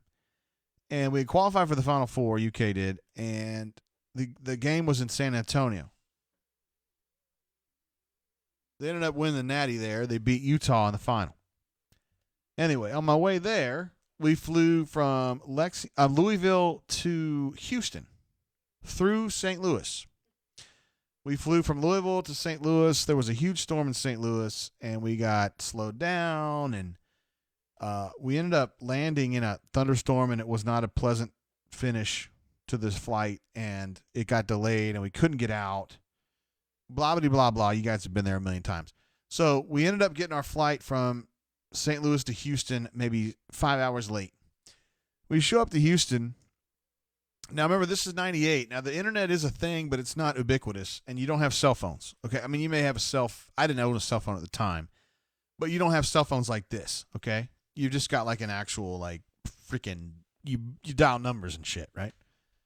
So we land in Houston at like, I don't know, 1 a.m. maybe. And the reason we're in Houston to start with is because I'm working for the student newspaper, the Kentucky Colonel at UK. We don't have any money, so we're going to take the cheapest flight possible. So we fly to Houston instead of San Antonio because it's cheaper. And I am told, and of course I'm a genius, I know where Texas is, right? Houston's probably not too far away from San Antonio. Shit, it ain't far, right? So we land in Houston like 1 a.m. We get to the car rental place, and we get the rental car like 1:30. And the girl there says, "Hey, where y'all going?" And I say, "Well, we're going to San Antonio for the Final Four." And she goes, "Are you going right now?" I was like, "Well, fuck yeah, of course. I mean, that's why we're from Kentucky. You know, we're going to San Antonio." She goes, "Shit, man, that's a long way away." And I go, "I was thinking it was maybe an hour." She goes, "Fuck no, it's not an hour. It's like 2.5 hours." So We drove from Houston to San Antonio from like 2 a.m. to 5 a.m.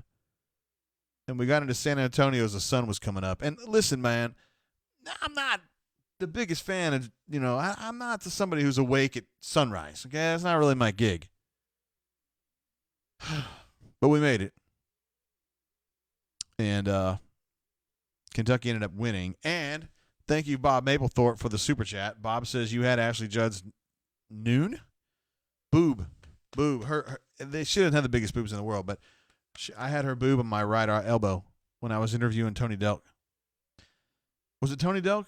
I don't remember who it was. It would have been in the 98 Final Four. And I'll also tell you another quick story, though. Back in those days, they didn't have the digital displays there on the baseline or whatever like they do now.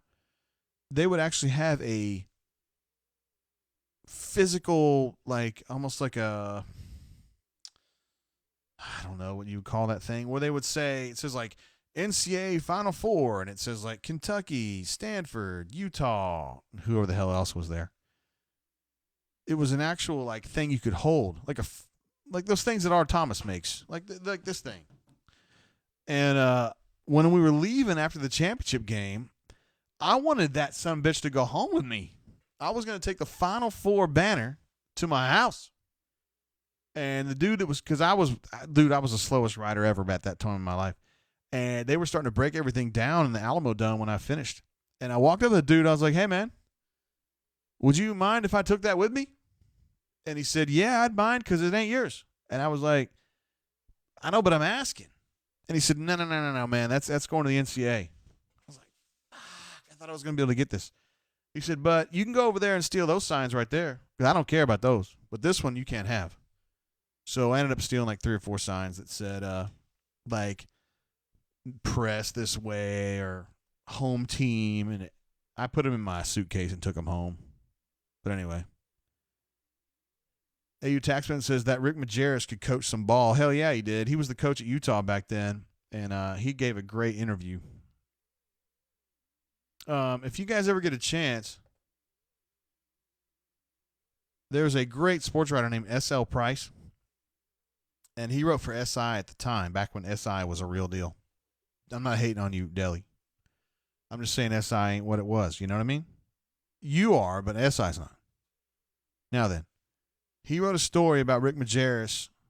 Now, I don't know what year it came out. Rick Majerus was at St. Louis, so it must have been like 06-ish, something like that. It is the greatest story I ever read, ever. The only thing that was even close to that, in my opinion, was the story about Secretariat by, what was that guy's name?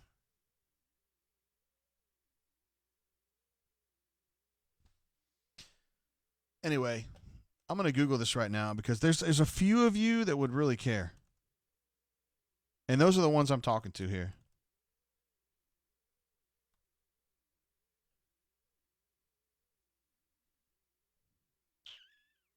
Is it the life? Hold on, man. I got it.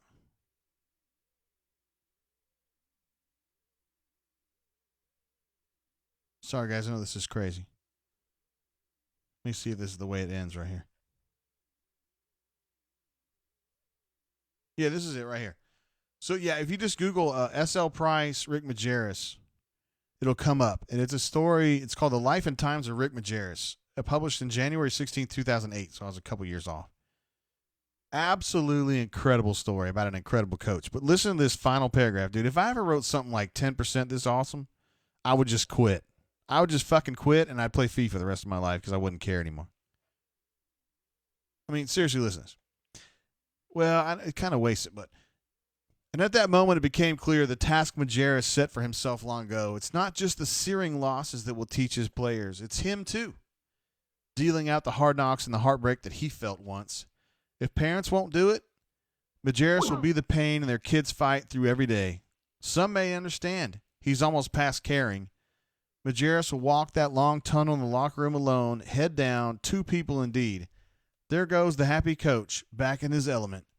There goes the saddest man you ever saw.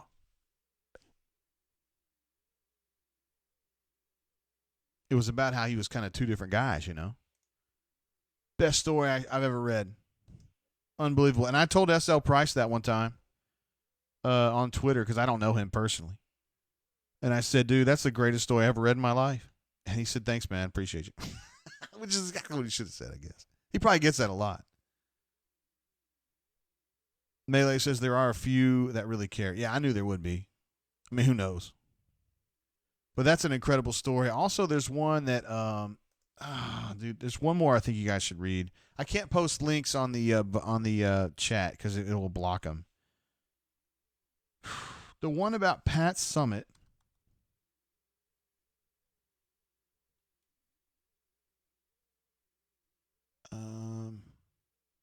I just can't remember who the author was.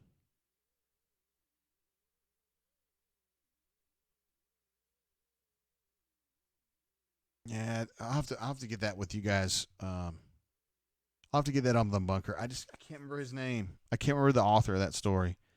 It was the story that ended with a Michelle Marciniak piece. Johnny B. Good says you were so wasted. I'm not that wasted. No, maybe I am. But anyway, sometimes people have asked me before, yo, JG, what are your favorite stories you've ever read? Oh, shit, Bill Knack was the one I was talking about. He goes by William Knack. I wonder if he's alive. Let's see if he's alive. No, Bill Knack's dead. Died April 13th, 2018. How about that? I didn't know that. So Bill Knack wrote a story in Sports Illustrated about Secretariat in 1989, maybe? Yeah, he won an Eclipse of Media Award in 1989 for Sports Illustrated, so that's surely when it was. And it was called The Heart of a Champion. And it was a story about Secretariat's life, kind of post-racing, really, and how he just kind of kept checking up. Listen, man, Bill Knack was like a horse racing rider, and Hornatius says I need to take a shot. Do I need to take a shot? I've already got this poured, though. It's not like I'm taking a new one. He was a horse racing rider in the 70s, and he happened to be there in New York when Secretariat went off at the Belmont, and Bill Knack's a great reporter, and he just kind of went off with that. And he just kind of kept up with Secretariat and those people who were involved with him when he was at, I forget the farm where Secretariat was at. It's the one in Paris. You remember what that one is? And I feel like I'm starting to get like my mom. I can't remember shit. Claiborne Farm, which is where Secretariat was put to stud. He kept following up with Secretariat and his people like all through the years, like in the 70s and 80s, and then Secretariat died in 88 or 89, and he wrote a story about it. And he won an Eclipse Award for it, which in horse racing is like, the Pulitzer of horse racing. Anyway, so here's the deal. So I read that story, and it was in Sports Illustrated in 89. I was one of those kids that got Sports Illustrated in the mail in 89, all through the 80s. And I thought it was like the holy grail of sports writing. So I read that story, and I mean, it made me cry. Like, I was like so caught up in that story. I fucking met Bill Knack. I was part of a deal where I got to be a junior reporter at the 97 Derby, I think it was, Kentucky Derby. And I ended up meeting Bill Knack. He wasn't there for that, but he just happened to be at the Downs he was writing about stuff for that Derby. No, it was the 98 Derby. And I met him, and it was so freaking weird to meet him because I had this vision of what he would be like, and then he was something totally different than that. I thought he was going to be like this long-haired, hippie-looking dude, and he ended up being an old dude who was like shaking from delirium tremens and just weird as frick, man. So weird. So weird. And he had this chick named Ashley McGahee, who's now Ashley Fox, who was from the Louisville Courier-Journal, who was almost like his caretaker or like his interpreter or something. It was a very strange dynamic. And it was that was the first time in my life that I'd met my hero. You know what I mean? Like somebody that I had truly thought was the greatest of all time. And I met Bill Knack and had lunch with Bill Knack. He doesn't remember me at all. I wasn't really there to meet Bill Knack, right? But it was just so weird, and it let me down. It let me down. He let me down. He was not what I thought he would be. Maybe that's my fault. Maybe that's his fault. Maybe it's Ashley McGahe's fault. I don't know. Anyway, he's dead now. Read that, though. Heart of a Champion, which Bill Knack, William Knack, is his byline in Sports Illustrated from '89. Absolutely tremendous story. The story from Mick Majerus, I told you earlier, by S.L. Price. And then the story about Pat Summitt, which I think came out in Sports Illustrated in '98, if I remember correctly, is an absolutely incredible story. It was just about how dedicated Pat Summitt was to recruiting and like keeping her shit going at Tennessee, because it's hard to do. And I think when Tennessee ended up hiring one of her assistants, Holly, and she couldn't keep it going. She couldn't keep Tennessee at that level, and it's because it takes such incredible tenacity to keep it going. You kind of assumed it would be easy because Pat Summitt kept doing it in Tennessee. But that's because Pat Summitt was otherworldly. Absolutely incredible. Sorry, I'm just babbling. Ruxpin says, thoughts on the Space Force show? I have not seen it. The people in the bunker said it was been shitting. It was been shitty, though, which surprises me. AU Taxman says, isn't it sad there used to be such great writing in SI and now it's basically irrelevant? Yeah, kind of. But I will say that Ross Dellinger, who he works for Sports Illustrated now, lives in Washington, D.C., he's doing an incredible job at SI, in my opinion. And Ross, you guys probably don't know this, but he covered Auburn back in the day. I think his first job out of college was covering Auburn for the Decatur Daily. And me, an administrative assistant, and others partied with Ross a little bit back in the day. Deli's a fun guy to hang out with. I think administrative assistant may even have some stories about Ross. You remember Ross? She does. We went to a restaurant called Jesus in Atlanta, HSU, and he called it Hooshies. I don't know why. Wifey got a kick out of that. I don't know why. Canoe Man says they could be worse. They could have Pat 40. Boom, boom, boom. Folks in the chat saying again, they're having trouble with the chat. I think that's an YouTube app issue. I don't think that's a problem with. I know it's not a problem with Rivals because Rivals is not involved with this particular enterprise, but let's see. Alpha Tiger says chat is still messed up for me. It's not updating in real time. It can only see going out and logging back in. Is this just an iPhone problem or happening for folks on the line too? All I can say about that, Alpha Tiger, is that I see all the chats coming up live. I'm on the website, and it's coming up perfectly.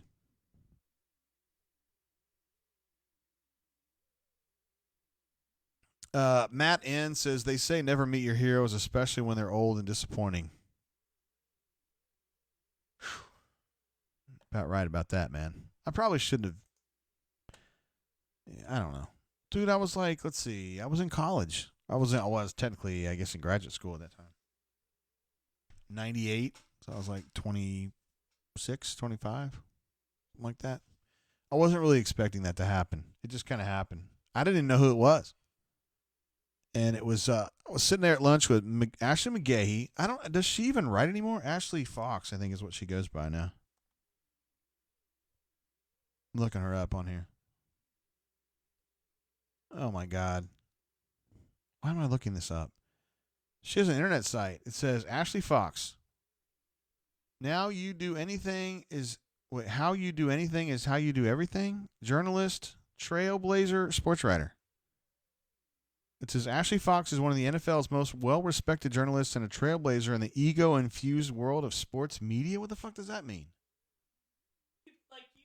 During her 24-year career, including 7 years as a lead NFL reporter and analyst for ESPN, the worldwide leader in sports, Ashley covered the United States' most popular sport for the largest sports media in the world.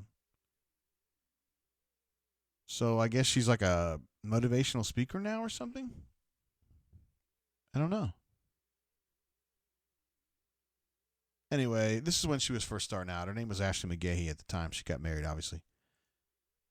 So it was Ashley McGahee, Bill Knack, and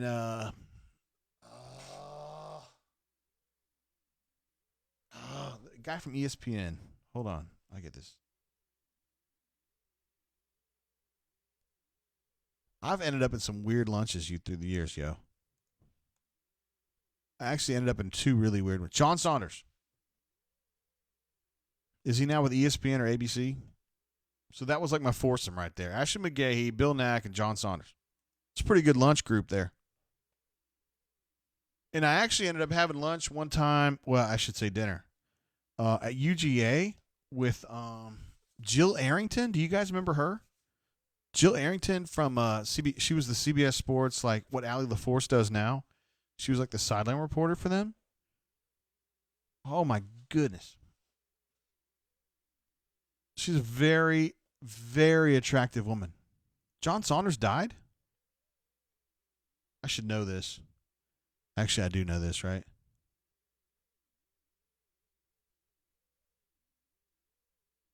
Yeah, he passed away. Damn, I didn't know that. He died from a combination of an enlarged heart, complications from diabetes, dysautonomia? The hell is that? A nervous system problem, blood pressure, and heart rate. Good golly, Miss Molly. He was a nice person. Just telling you that. Sorry, guys, but you know how it is when it's late, man. We're almost at 3 hours now, so you know how it goes. We're at, oh my gosh. We're now almost at 3 hours. 7, 6, 5, 4, 3, 2, 1. 3 hours now. No. Are we going to wrap it up, Cordy? Wrap it up. Canoe Man says Jill Arrington was smoke. Yes. That is a fair statement. Jill Arrington was extremely, extremely hot. I would say that Jill Arrington's one of the 5 hottest chicks I ever saw personally in my life.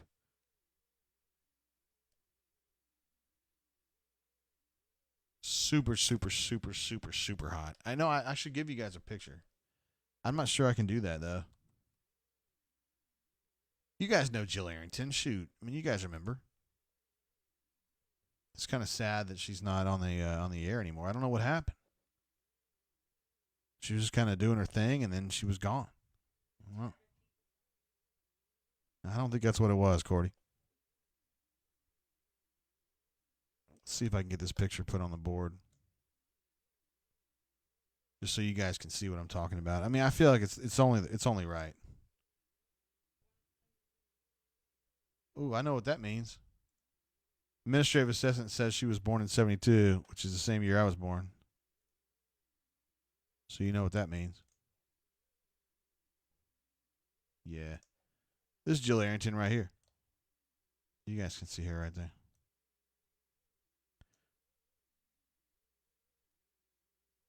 Yeah.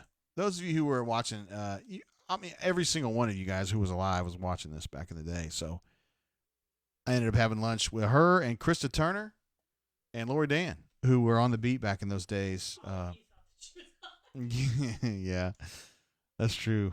We were all kind of fans of her, but she was pretty quiet. She wasn't a big talker, but she was one of those girls. You guys have seen her though. You guys have seen girls like that who are so hot that like you can barely talk around her. Like she's so hot. And Jill Arrington was that hot. Absolutely. I mean, just like you just like blah, blah, blah, blah, blah. I don't know what I'm saying. She rejected an offer to pose in Playboy. I'm sure the money was great, but she ultimately decided that her scruples meant more than her nooples. I'm looking at her right now, and I'm like, damn, dude. She's good looking. Do you think she's cute? Yeah, she is. I think she's like a model for real. I want to get to the bottom of this. So I don't know if I should say who this is from, but I got a text from one of my friends who was a sports writer back in the day. He's gone now. He doesn't cover Auburn anymore. And he says, hope you're well and safe. I don't even know what that means. So I texted him back and I said, is there a rumor out there that I'm dead? And he said, LOL, no, just crazy times out there. Is there like something going on in Montgomery or something? What now? Are you talking about CNN and stuff? Oh. I don't really know what's going on with that. But Jill Arrington's really hot. Ruxpin says, please keep Jill up. I'm glad to do that for you guys. But I don't know as I've ever seen a girl who's hotter than that in real life. Like actually sitting next to somebody like that. Like she sat just to my right. And I was like, this girl's really hot. And so I was hanging out with one of the beat writers at the time. A girl. Actually, I mentioned it earlier. It was two girls I was sitting with who were beat writers at the time, Auburn beat writers. They were like, hey, JG, did you think she was really hot? I was like, fuck yeah, of course. And they were like, yeah, we thought so too. I was like, okay. Canoe Man says Jill should be part of that screen permanently. You know what's so weird about Jill Arrington? She doesn't. Does she do anything now? Like I follow her on Twitter, and I don't think that. Like I don't think she's doing anything.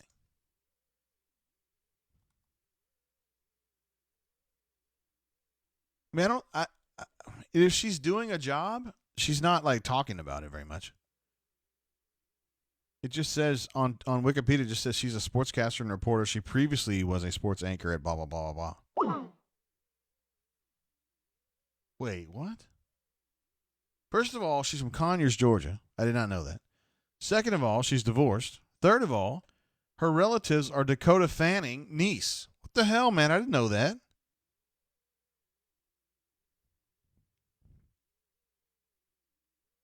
Her dad was a Philadelphia Eagles quarterback? No shit.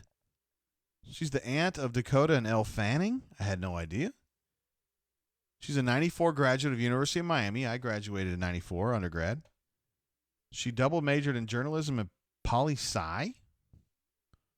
She was a member of the tennis team. She was selected as the university's Orange Bowl princess. She was married to four-time NCAA champion diver turned Hollywood talent agent Dean Panaro. Holy shiz, man. There's so much you don't know. AU Taxman notes that in 2001, Arrington was voted the sexiest sportscaster by Playboy. Good golly. Hornatius, a administrative assistant. Hornatius says a hand job is still a job.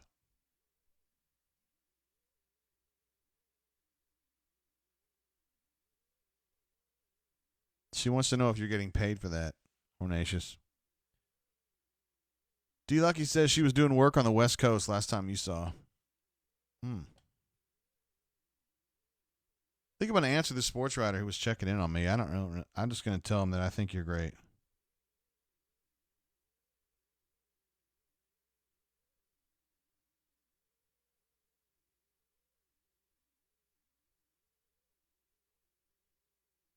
I don't know where this is coming from, but you know, that's cool. What'd you say? Maybe it's because Montgomery's a hot spot in the COVID world. I'm not that worried about it. I mean, I wear my mask when I'm out, but I don't go out that much anyway. I just kind of get on the bunker, and I do this show, and I just love you guys. Jill Arrington, I think she kind of perks up the visual presentation of this show.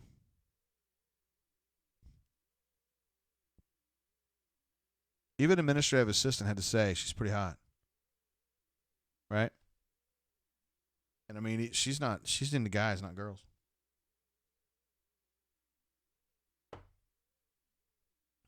Oh boy, love the cat. Says 1 a.m.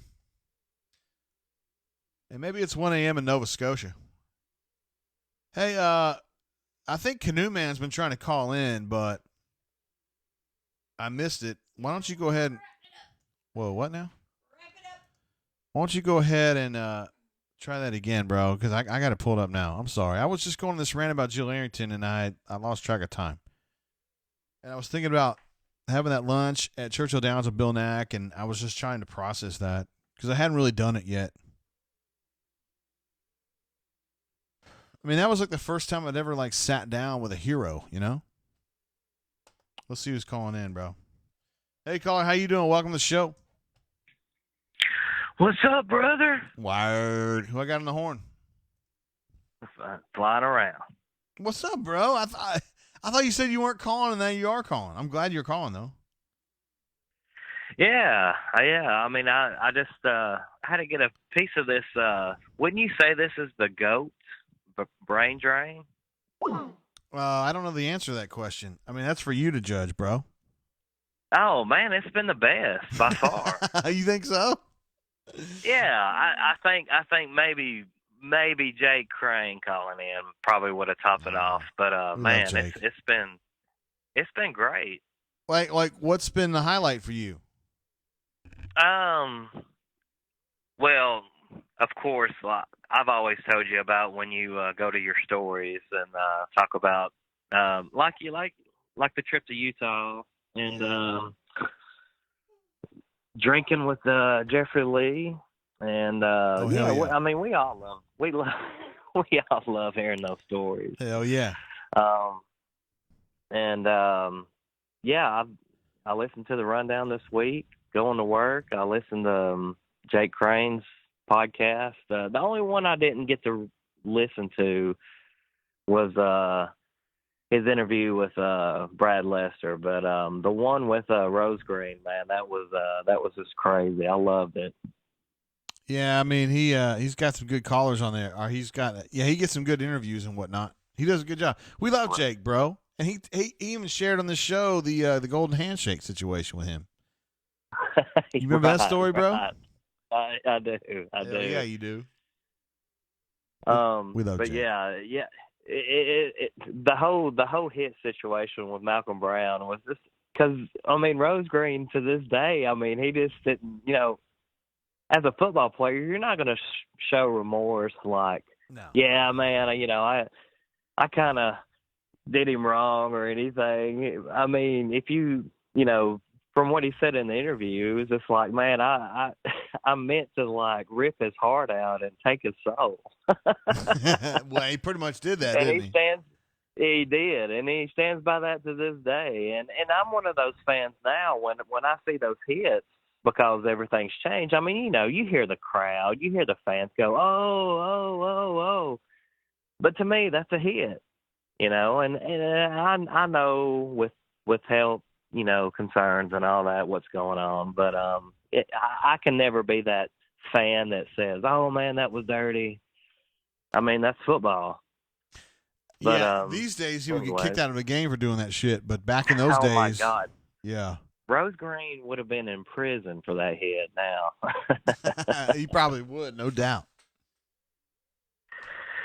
So let's see. What was I going to talk to you about? Yeah, I've been listening to the show or watching the show, and I'm in Hoover, and we got all this protest and stuff going on. My wife, I've had all these phone calls like, "Hey, you need to lock your doors," or they're protesting in Hoover. So I didn't know that. I don't know what's going on. Yeah, I guess they're protesting somewhere in Hoover. I don't think they're looting or rioting or anything. Hoover cops are. Yeah, they don't put up with that shit. So. Yeah, I'm going to tell you something, though. A friend of mine used to be a Hoover cop, but now he's a Secret Service agent. He'll whoop your ass. Not you. I mean, really? he likes you, but some of those guys are pretty tough, man. I know. I think all the Hoover cops are kind of like that. And so, yeah, Stump fan, if you're listening, if you're in Hoover right now and you're wanting to loot shit and, Stump fan. Just know you'll go. I'm just kidding, Jay. I'm just kidding. I like Stump. I like Stump. He eyed.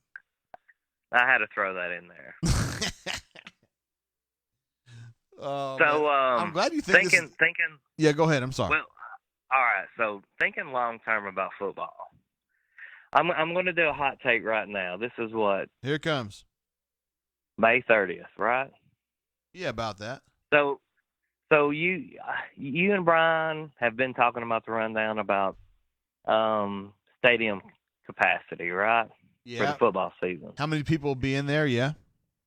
Yeah, I'm going to predict right now that either Georgia Kirby Smart or Nick Saban to Alabama, by the time November comes along, they're going to do something when they have to play Auburn. They're going to be like, hey, look at the stats right now on COVID. We let's go ahead and get this full capacity. What do you think about that? I don't like it. I think they need to stay at about a third capacity, bro. And I mean, it's just going to be the right thing to do, I think.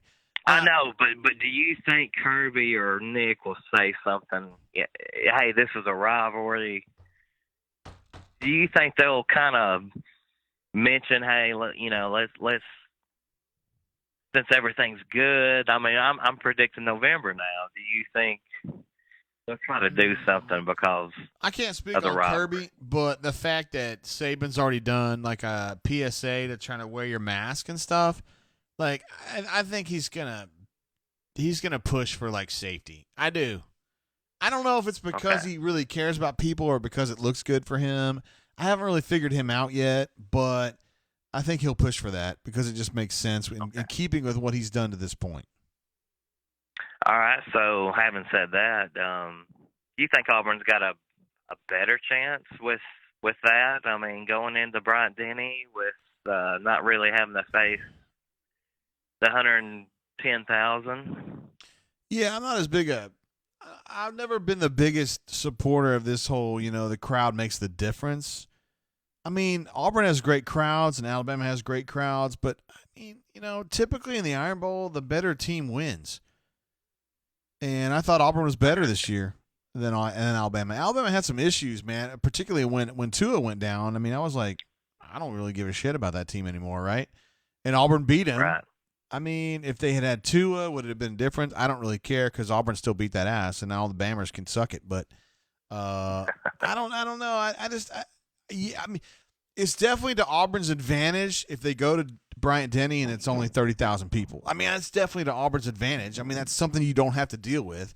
But I don't know if that's a huge deal. I don't know. Okay. And then they're playing at Georgia in October this year, and I mean, if they only have 25,000 people. That's right. I forgot about that. That's right. Yeah. So. All right. One last thing, Jay. I've asked this question a few times on the bunker, and you've ghosted me. As far as are you going to do the SEC predictions where you and who was it that you do? Is it U.S. Mint that does like football predictions? U.S. Quarter. Oh, Mr. Quarter. You remember? Mr. Quarter. Yeah, he's a contrary little bitch, isn't he? Yeah. All right, JJ. Look. I'm telling you, as a marketing person, I'm telling you this. Like, if you could let No Huddle, if you would just let No Huddle like do like a prediction, I mean, that would just be. Would that not be awesome? No, he's a great poster. He's a great poster. He's a great poster here. He's a great poster on the main board. And we love that he's an Auburn guy. So, I mean, I may approach him on something like that. Okay, would you? That would, I mean, just to hear his prediction on something like, what scores and stuff, I mean, that would be awesome. Absolutely.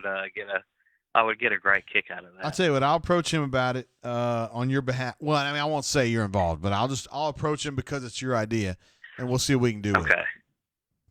And as far as DMs go, I apologize. I don't know why I DM'd you that last week about the my work thing. I was drunk, so I don't remember. Did I answer you about the where I work? And I said, hey, look at this link. Look at this. Oh no, guy. I saw that. Yeah, I saw that. I answered you. I know. I just I don't know why I did that. I was just drunk. No, that was pretty cool, man. that your company's like promoting you. That's pretty cool, man. It was just a funny story, but yeah, I'll just I'll get into that later. And yeah, I know you're trying to wrap it up, and but yeah, again, Jay, I mean, great show. This is probably the best brain drain you've had. Man. I didn't know that. I mean, I just kind of drink and hang out, and we'll just see how it falls, But if you say it's the best one, all right. All right, man. Flying around. Appreciate you, bro. All right, you too, Jay. See you, man. Later. There he goes, flying around. As you heard, he's from Hoover. He works over in West Vance, but he's from Hoover. There's no doubt. Hornatius says he's watching NYC police cracking skulls. Is it going down? I gotta give a shout out, of course, to Hornatius for saying Mapplethorpe carries his cell phone prison style. I don't know what that means. Also, Canoe Man, in honor, hopefully not in memory of, Tubba's my coach. Yeah, I hope not too, bro. Again, the name on the account is not the same as the name that you guys have seen, but that doesn't mean anything necessarily. I'll take this call. Hell yeah, I will. Hey, caller, welcome to the show. How you doing? Hey, JG, this is Leif. What up, Leif B? How you been, bro? It's been a rough one at my house today, but my daughter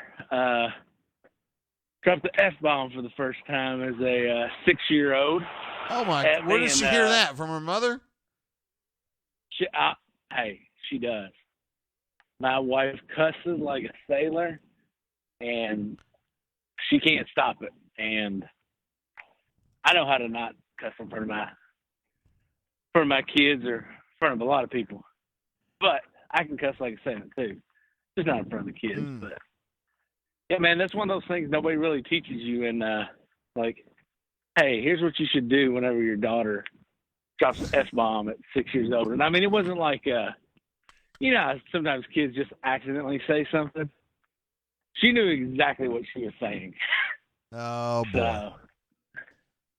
My daughter says a few bad words here and then. I mean, she's 18, but she does talk a little shit. I will say that. Yeah, I got it. The other thing she told me today was we're replacing a fence, so we've taken down a privacy fence between our neighbor and the lady lives next to us. She's a nurse practitioner. She's a single woman, and she goes, "Daddy, Miss Chelsea had a friend today," and I'm, yeah. She goes, "It was a boy." And I'm like, "Oh, good." She said they weren't wearing masks. And I'm just like, yeah, they probably don't need to wear masks. they're probably contaminating each other with germs anyway. So, you been drinking tonight, brother? But had one glass of Elijah Craig. That sounds delicious. A little while ago. It's sort of my go-to, just sort of, you know, you just say, hey, you pull up to the liquor store and say, I want something good, you know, for about $30. So. Do you remember Jill Arrington from back in the day? Oh, hell yeah. She was hot. Was she on Fox? No, she was on CBS. She was like the CBS sideline girl. That's right. Yeah, she was the CBS sideline girl for the SEC games, right? Oh, yeah, back in the day. She was so hot, dude. Holy shit. Yes. Yes, Erin Andrews just wishes she could be Jill Arrington. Oh, Erin Andrews, Matt. The administrative assistant has a little bit to say about Erin Andrews, but we'll save that for another day. Yeah. Well, hey. I'm drinking this one to you right here, lady. All right. Mm-hmm. Two things I was going to tell you. Talking about meeting your heroes. 5 years ago. Yeah. I was up near Lexington, and I've loved Wendell Berry's writing for 25 years. And I thought, well, you know what? I know the county he lives in. I know the county he lives in. I bet I could find his house. So I did straight up like on Field of Dreams, just knocked on his door. Can you kind of interpret that for me? And yeah, his wife opened the door. I was like, hey, man, looking for Wendell Berry. And just the thought of me pissed her off. And she just yelled at Wendell Berry. She's just like, Wendell, come down here. You got some guy that wants to meet you. And I'm pretty sure she went in the other room and got a shotgun to chase me off. But but he just like ascended from the stairs, and it was perfect. Like, it was just like, wow, this is everything I've always dreamed of. You're my favorite writer. You know, I'm just showering with praise. he's like, so where are you from? I'm like, from Owensboro. And he's like, oh, I know. And he named off 3 people. And I'm like, yeah, I know those people too. Why haven't they told me that they knew you? Like, oh, damn. But, But, yeah, he was just, I kind of agree with you. I also have a buddy that's in a band that I've asked him a lot of times. I'm like, hey, you've met these people, right? And he's like, yeah, total dicks. I'm just like, oh, I should stop talking to you. I should stop asking this question. He's like, yes. Yeah. You really should. But the other thing I was going to tell you is, I know you always said your dream job was Courier Journal. I actually picked up a subscription to them this past week. Damn, okay. I know. Funny thing is, my dad dropped his subscription to the Owensboro paper. He's been subscribing for... That's the Messenger, right? Yeah. Yeah. Since 72. Oh, my gosh. He's like, I'm done with it. He's like, the comics aren't even in color anymore. He's pissed off. And I was like, well, I know I've been telling you about the paper forever, Dad. But guess what? I just picked up the Courier Journal. So it's still nice to get some. I know you love newspapers, and I've always loved newspapers. I always like just that tangible thing. Yeah. Just get it in your hands and flip through it real quick. I've loved newspapers forever. And the funniest thing was when I was a senior in high school, I did a internship here at the Messenger Inquirer. And I remember this was 94. Damn. 94, 95. Yeah. Was. And the editor said, he said, so what do you think about this whole internet thing? He's like, do you think they'll ever replace the newspaper? And I was like, no way, man. No you can't way. take a computer and the shitter. You can't. You can only do that with a newspaper. Wah, and wah, wah. It's probably the dumbest thing I've ever said. Dude, Mark Mathis, he was really good to me back in the day, dude. He is he still with the Messenger? He probably is, but yes, he is. He's good people. He's been there forever, and a lot of them have been there forever. And the funny thing is, my dad, he told me, he's like, we dropped it. I was like, oh, okay. I'm like, when is this supposed to stop? And he's like, they just keep on sending it. I'm like, yeah, Dad, they probably will. Nobody, nobody really checks up on that sort of stuff. Yeah, I know. Well, Leif, you're the man. You're our favorite caller from all of Kentucky, if you want to know my opinion. And we appreciate you, appreciate that. All right, buddy. Talk to you later. Appreciate you, Leif. See you. All right.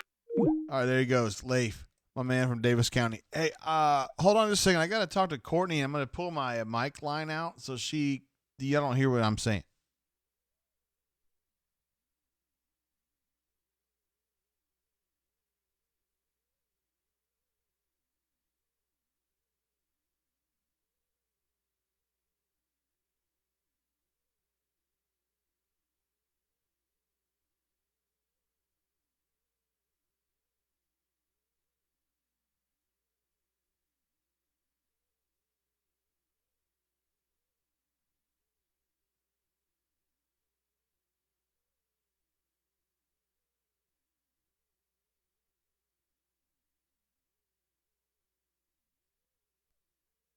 Hey guys, hold on just a second. I gotta check something here. I've had something happen on my phone here that I wasn't expecting to see. Just hold on a minute for that.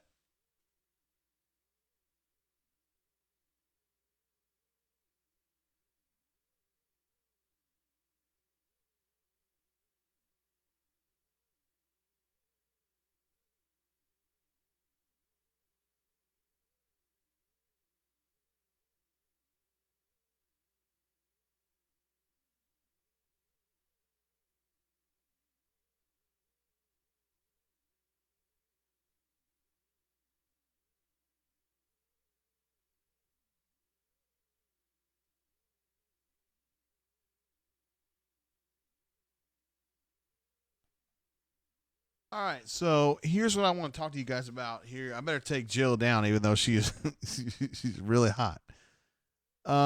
Okay, so I got a text from someone who kind of alerted me. What'd you say, Corey? I got a text from somebody about Alan Green posting a video about well, I don't really know what it's about, honestly. So what I'm gonna do is I'm gonna play this video, because I mean, I just want to hear the audio of it, and I'll play it up here next to the mic, and we'll just kind of see what Alan Green's saying here. I just want to see what he's saying, because Alan Green, we actually Jay Head and I we were talking about this earlier. Alan doesn't really get out in front of stuff. Like, he doesn't like to be quoted on stuff. So the fact that Alan Green is posting a video of shit is significant, because he doesn't do this. So let's see what he's saying here. It's 3 minutes long. It's almost 4 minutes long, and I don't want to put the show on hold. But I really want to hear this. So let's see what he's saying. My wife and my kids and myself sit and watch the news and scratch our heads and wonder how we can have an impact on what's going on out there in the world, particularly in our country. The only thing I can think of is... Hey, Raven asked, where was it posted? I reckon it's on Twitter. Yeah, it's coming from his Twitter account. So I just want to hear what he has to say here. So we're just going to play what Alan Green is saying, the video that he posted on his Twitter account here. Follow your North Star. And for us in our athletics department, our North Star and our guiding light remains to educate, develop, support our student athletes at every opportunity. And this is certainly a time where they need our guidance. In these moments, we find ourselves in today provide a unique and extraordinary opportunity. Even in times in a health pandemic, a financial crisis, and civil unrest, we must continue to guide our young people to help them be leaders of tomorrow. You know what? We even need them to be leaders of today. I started thinking about, you don't need to shout to be heard. But if others aren't listening, then frustration will certainly ensue. And so my simple advice is, listen to your neighbor. Take the opportunity to hear somebody out. Just listen. Care enough to engage with others who aren't like you, who may have a different perspective on life, who may see the world through a different lens. And be okay knowing that there are differences.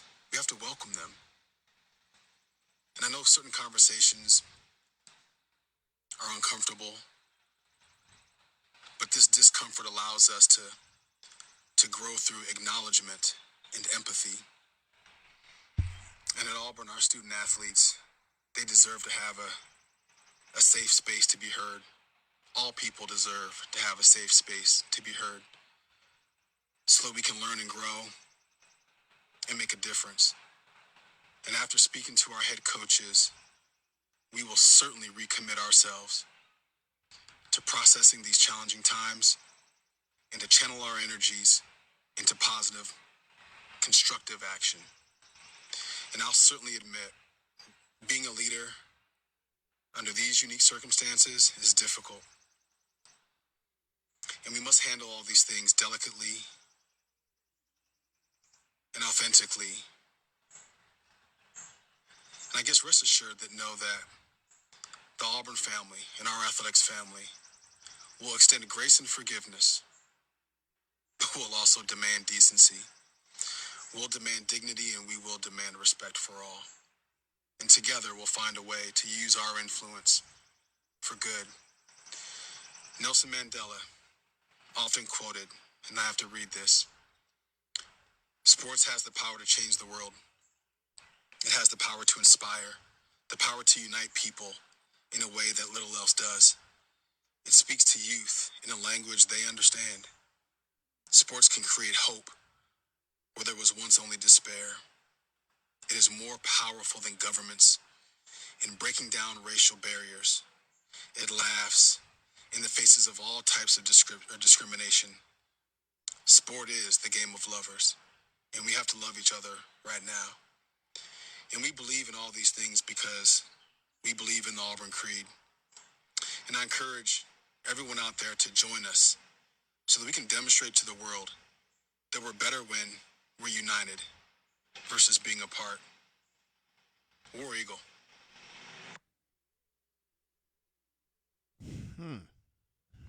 All right, so Alan Green in some kind of saying that, taking a stand on the social injustices that he sees coming out of Minneapolis and other things. I'm not real political. You guys know that. But that's an interesting take. I'm going to go ahead and retweet that just to make sure everybody sees that. I'm sure you guys all follow Alan.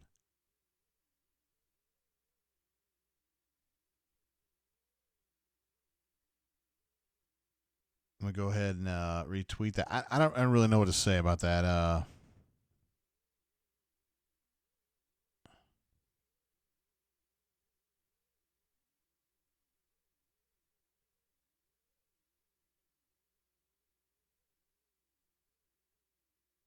Sorry, I was tweeting this out.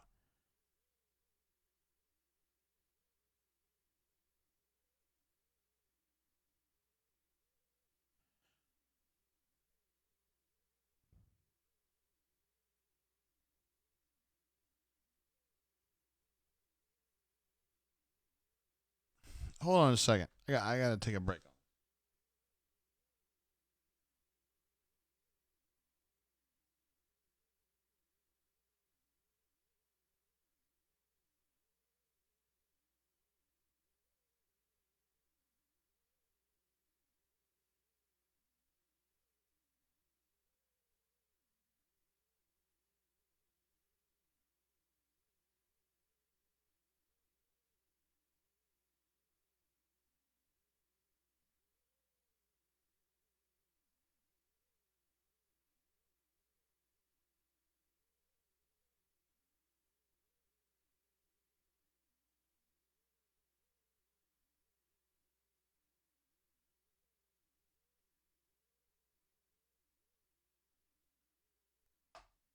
All right, we're back. As you guys know, I've been drinking a little bit tonight, and that was a little bit hard. And we've been talking about Tubbs as my coach.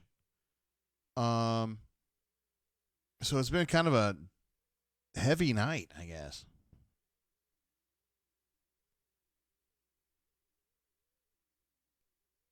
Hold on, I'm texting here real quick. I'm sorry, guys, but I just feel like I have to do this one.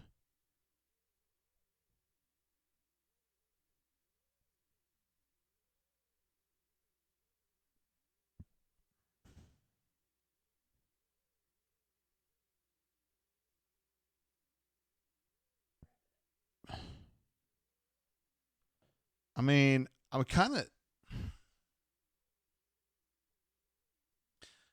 tempted to get Alan Green on the horn. Like, do you think we could pull that off? I mean, you think we could do that, administrative assistant? What'd you say? How loaded am I? No, on a scale of 1 to 10, I'm probably a healthy 7 or an 8. I don't know. I don't know if we. I don't know. Here's the deal. So when I start doing the show, I kind of I just figured that I'm going to be talking to bunker folks, and it's all good or whatever. But when it's like, do we need to talk to Alan Green? It's like, dude, it's like 10:45 in the night. I mean, wasn't really anticipating spending some time talking to Alan Green, but I mean, do we need to call him? Do we need to get on the horn with him? I doubt it.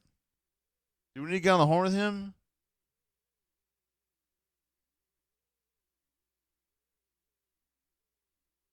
Yeah, I hear what you're saying.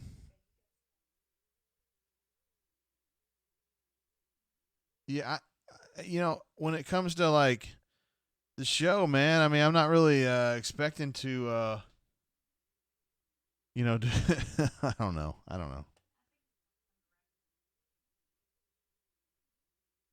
Canoe Man says this would for sure make it the GOAT episode.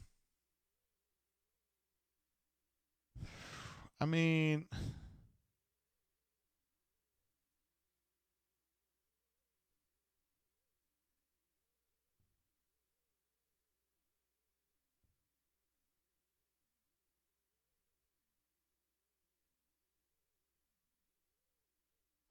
I don't know.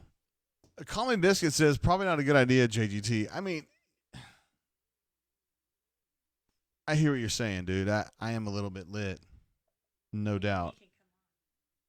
I mean, I'm gonna be honest. This is Drunk Jay talking to you, but you guys know I really like Alan. You guys know that. I mean, I think Alan. I think Alan was the right guy at the right time to come into Auburn with some different ideas and to approach things with a different view. So, it's kind of a tricky situation. I don't know. I would never in a million years normally be like, let's get on the horn with Alan Green to Saturday night at 11 o'clock. I mean, let's do that. Like that would never ever occur to me. But yeah. D Lucky says tomorrow, GG. So if D Lucky says it, I'm on board with whatever D Lucky's saying. Raven says, what is Alan called you a swoogan for calling? I don't know what that means. I haven't called Alan. Promise you.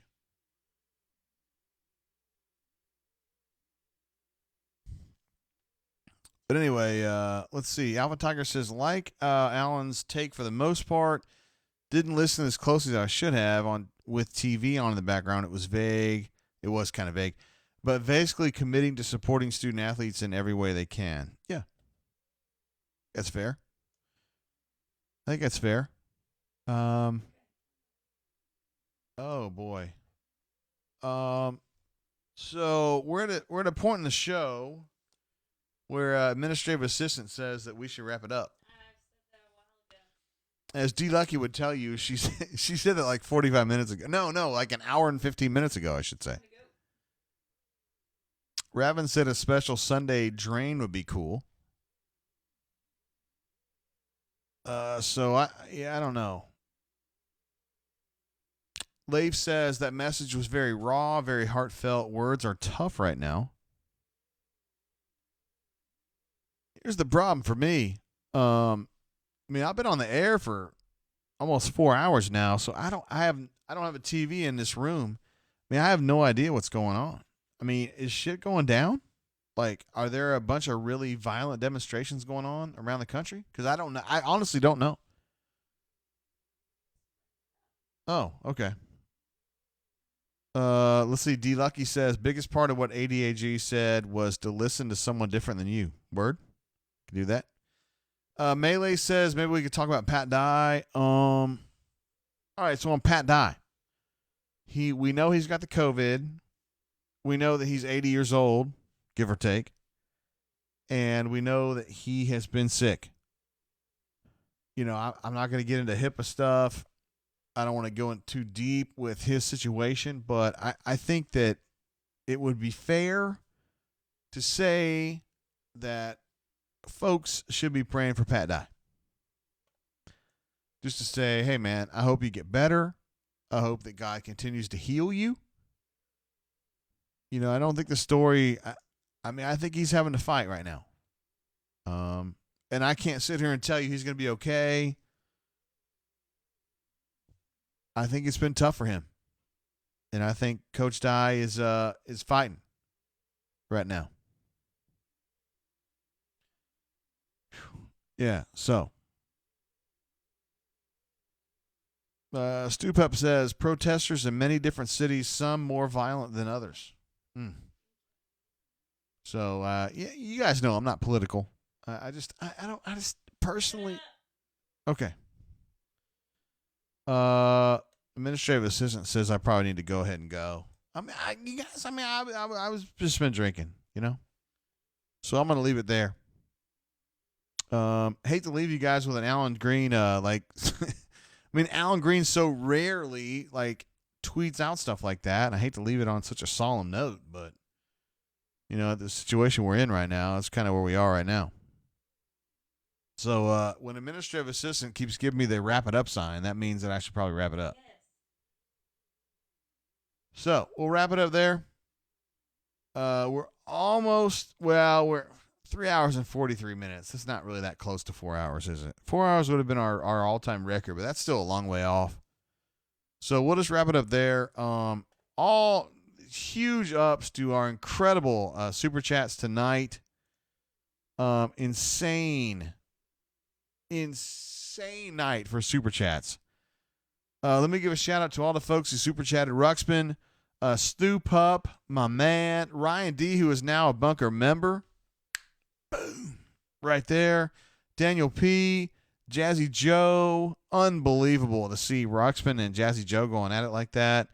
Ravin P, Leif B, who we had on the show earlier, our man in Owensboro.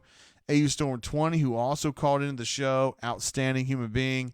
Rich 420, who was actually flying around, who was on the show as well.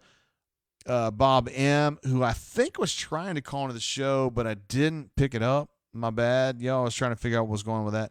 Mr. Hickory, appreciate you, bro. I don't think I gave you a shout out when it actually came down, and my bad for that. But thank you very much. He said, enjoyed it, JGT. Awesome job again. J-Head is a legend. Back on call in the AM, because you guys know that Mr. Hickory is he's a physician in a hospital.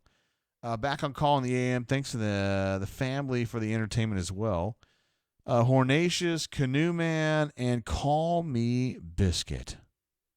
Incredible assortment of folks. Both super chatters and they're just regular chatters. Incredible stuff. And, flying around said this is the best show we've ever had. It's hard for me to tell from this perspective, but I would certainly be pretty fired up if that were true. I do want to say thank you to all of our callers and chatters for being part of this. We couldn't do this without you guys. And I'm going to wrap it up right there. So, 10:54 in the Central Time Zone. We have now been on the air for 3 hours and 45 minutes, which it's close to the longest we've ever been on the air. The Ole Miss game, I think, is still the standard. And I think it was approximately this range, although we had 1,000 we had 1,000 concurrent viewers at that point. We don't quite have that many at this point, but there's always a chance. Anyway, guys, you guys have been awesome. It's been a fun show. It's been a fun night. So until we see you guys again. Oh, I should say, if you're not a subscriber to auburnsports.com, you should be. auburnsports.com, it's where I am. B-Matt, Jay Lee, Nate King, absolute beasts. Check us out. For $8.25 a month, approximately, you get access to all the great stuff that they write, the stuff that I post. And, of course, The Bunker is an incredible community full of really, really cool and interesting and oftentimes funny folks. Basically, everybody who called tonight, every single person who called tonight is a Bunker member. So that's pretty sweet. Anyway, guys, we'll check you out on the flip side. Till we see you again, keep your feet on the ground and keep reaching for the stars. See ya.